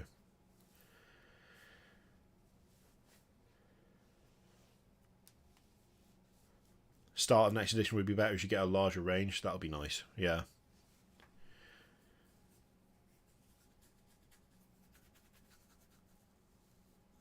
I keep wondering whether to do a Word Bearers thing, but I mean, I've got a Land Raider up there.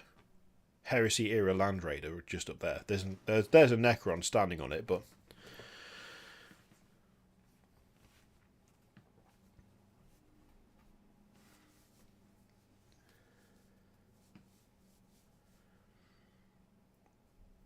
I think that's why they're going Bretonnian and Khemri for Old World, less crossover with AOS. Yeah, I think you're right.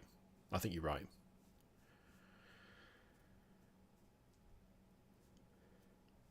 I don't know. I can see them doing like updated Primarch models that are like closer to the end of the Heresy.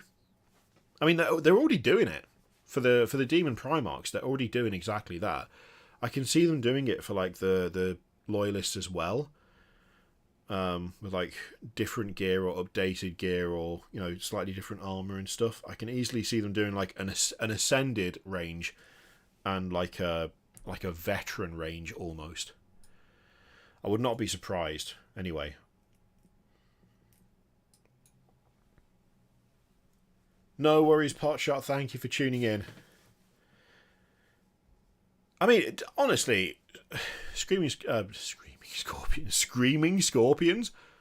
Don't get the Screaming Scorpions and the Howling Banshees in the same room, because they will absolutely go... It'll be just deafening.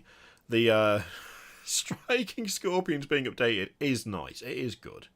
It is definitely good.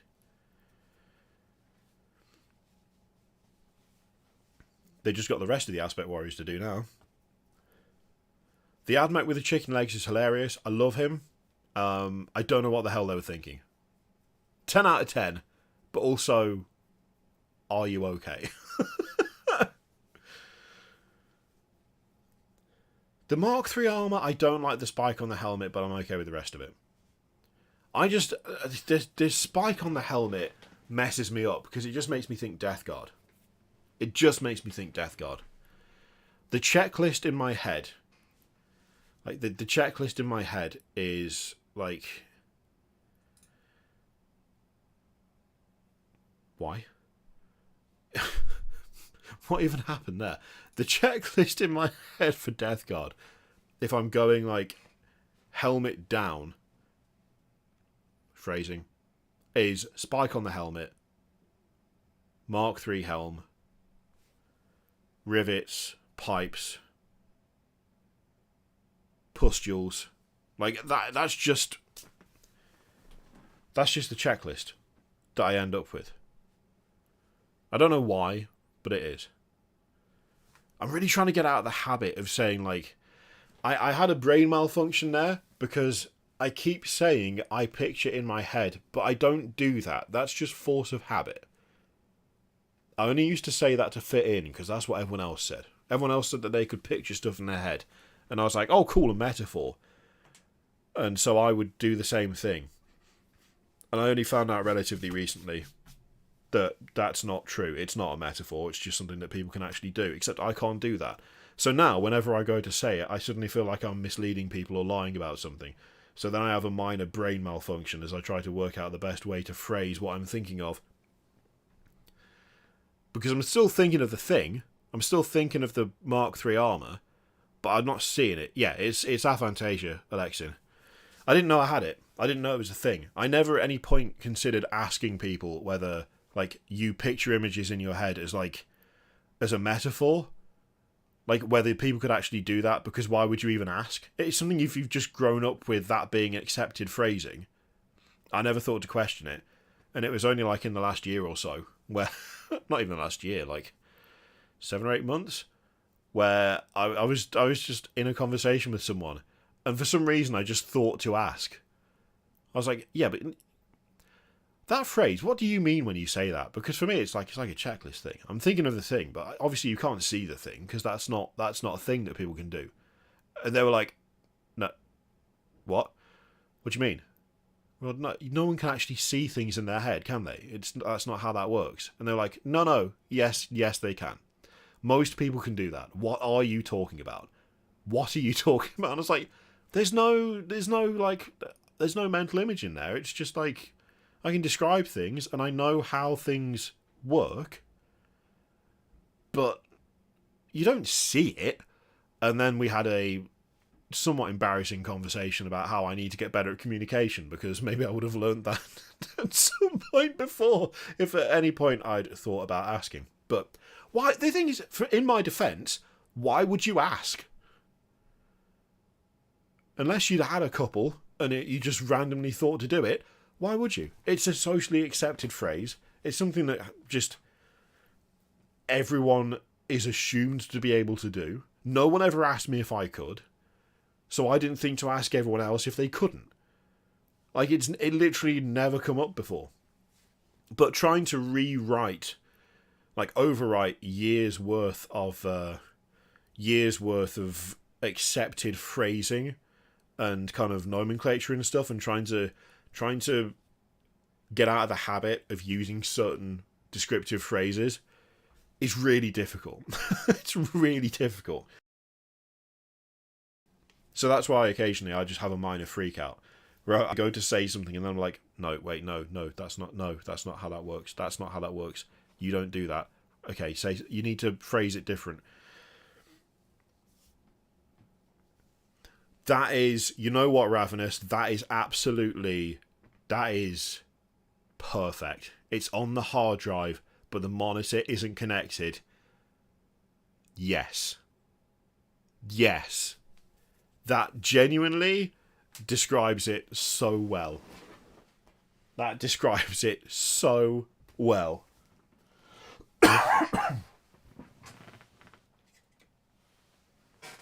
thing is, the only problem is now that when it comes to like making stuff like this and showing people, There's like, in fact, oh, now that I've got a manual focus, I can get this thing closer to the camera. Look, hang on, come here. There we go. The problem is now that making stuff like this, now I have to answer questions like, well, did you know what it was going to look like when you started? Or how did you do that without being able to see what you were doing in your head? And that means that I have to be completely honest about how I kit bash stuff. Because that means that I have to confess that for a significant number of my more ridiculous kit bashes, I just get a bunch of stuff.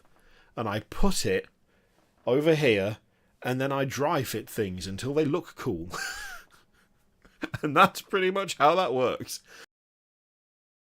And also, you can have the idea of, wouldn't it be cool to use a Terrorgeist and give it extra wings and stuff?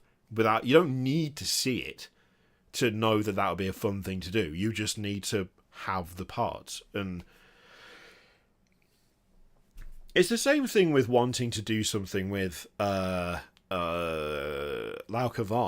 I want to take the lower half of her body, but then instead of putting her on like the beastie bit, instead have a load of arms and tentacles coming out of the neck. And then I want to take the upper half of Laukavai and have her crawling down a tower with a bunch of spider legs erupting out of her back. Like, that would be really fun and really cool. I don't know what it looks like, but I know it'd be fun to do.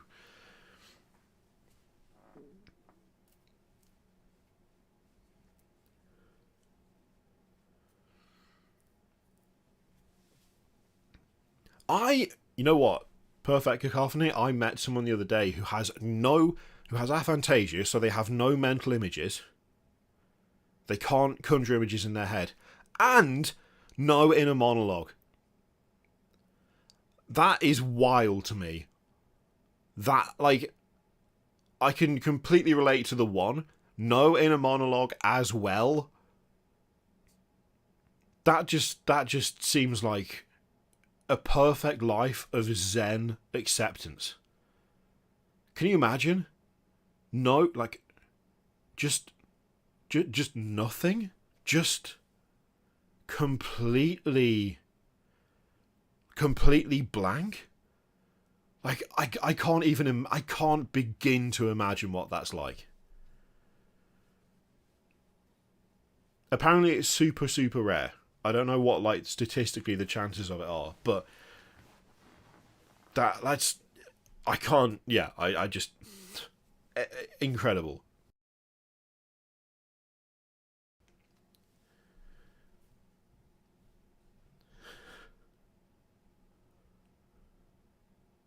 You know, it sounds like living in a horror movie.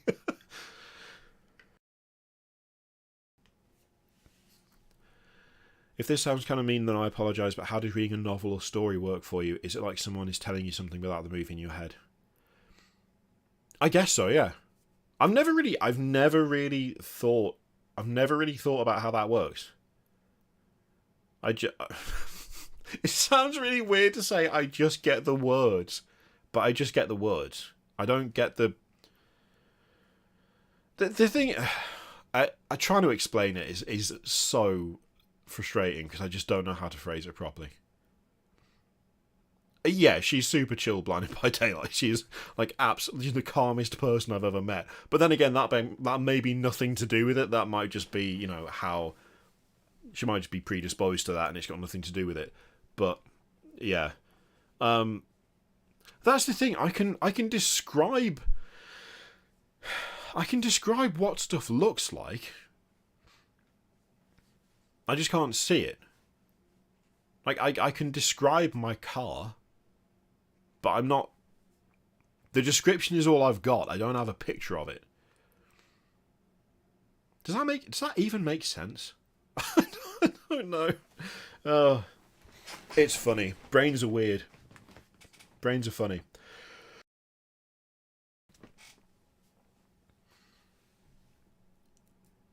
No, George. No.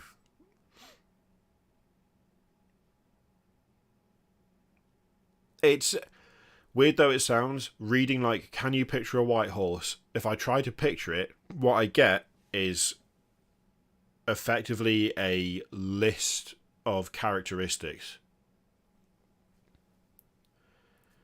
No girl painting. Like, I suppose technically yes, but like I don't see them. They're just there. Oh god, it's so.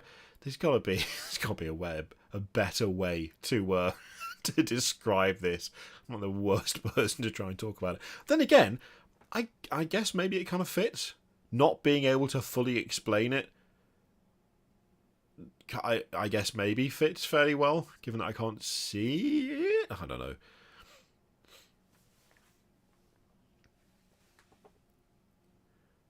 Weird though it sounds, it makes it incredibly easy to write descriptions for stuff.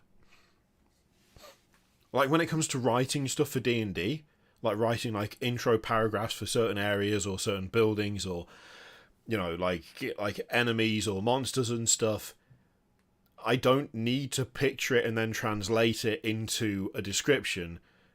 The description is all I've got to begin with, so I don't have to go through the translation stage.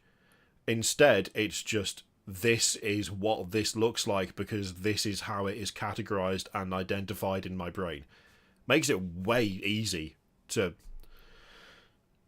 like list stuff down for how to describe things, because there's no there's no like transitionary point where it's like, okay, I have in my head this picture of a red brick house. Instead, it's mostly a case of going, well, it's got a sharply pointed roof with old blue tiles that are chipped on the edges. It then transitions into red brick with old mortar. There is a central window at the apex of the roofline, and then there's two windows below that. Below that is nothing but a blank wall, and there is a white door with stripped paint off to the side with a series of steps leading up, and you can see there's something showing a basement down below because there's a railing and a gap into which you can look on a cobbled street. Because I start off from the top and then work my way down, and that's the description of the thing. Because I don't have the picture, I've only got that, so I generally don't remember my dreams, really. I sometimes think I do, but I don't really have any detail for it at all. I can mostly remember the feeling of what was happening. Like, if something was fun or enjoyable or terrifying. I get, like, the emotion at the end of it, but I don't get any sort of, like, clear memory of what happened in them.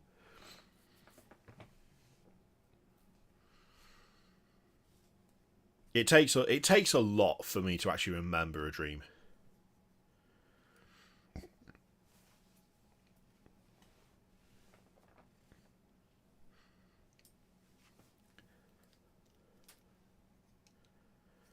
It does. I mean, to be honest, it's one of the things when I talked about it on painting phase. Quite a few comments were like, "How are you kit bashing the things you kit bash if you can't see what you're doing beforehand?" And I guess it's just what you're used to, isn't it? Like, I don't need to see what I'm going to do because I have an idea that is presented in a non-visual format, and I just follow that idea until it reaches a point where I'm happy with it. The issue is things like colour schemes. God awful trying to come up with colour schemes, because I don't know what it's going to look like until it's done, which is where things like ImpCat and stuff come in really, really handy, because otherwise I wouldn't be able to do it. Because the only way to test out a colour scheme for me is to paint the colours on a model, because if I don't do that, I don't know what it looks like.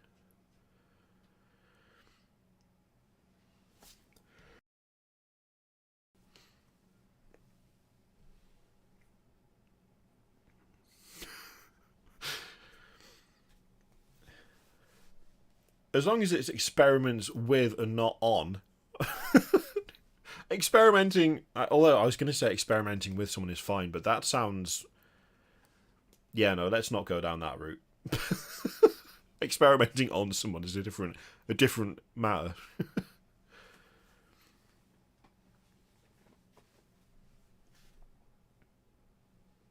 It's Imp Cat. Okay, let me just get it. Let me get it and I'll link it. Because it's super good.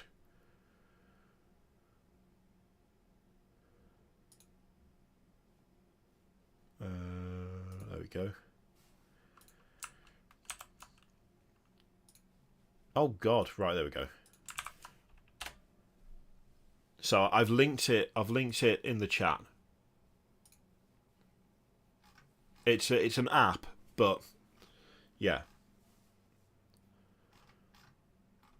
it's really, really useful. Really useful.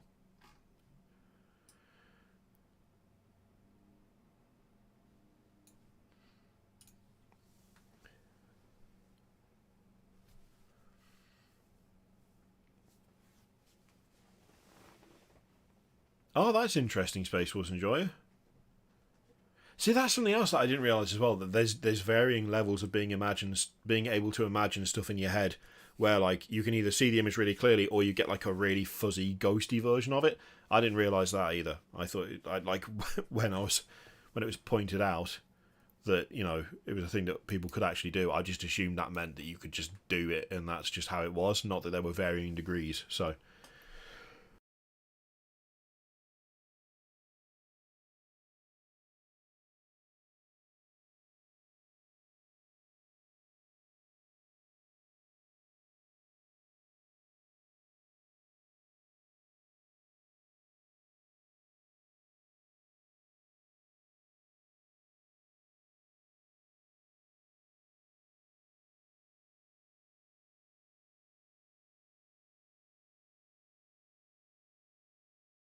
oh, that was bad. That was a bad one. That was a bad one. Ugh. Oh, no.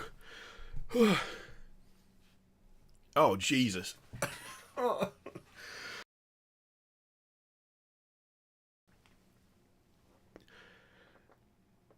Feels like someone was just stabbed me in the lungs. Ugh.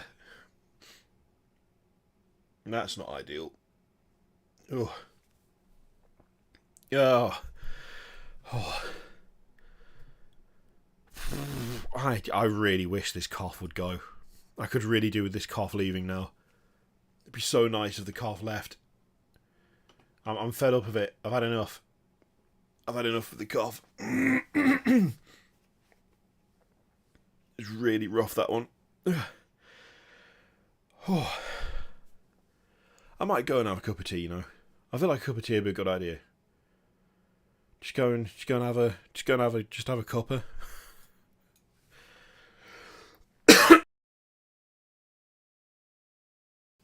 Okay, we're on a downward slide now. We might have to stop. We've reached the point where it's started to happen, and I'm getting the like. It's hard to describe. It's like there's a weight there, right there, and every time I cough, it gets heavier. And it started.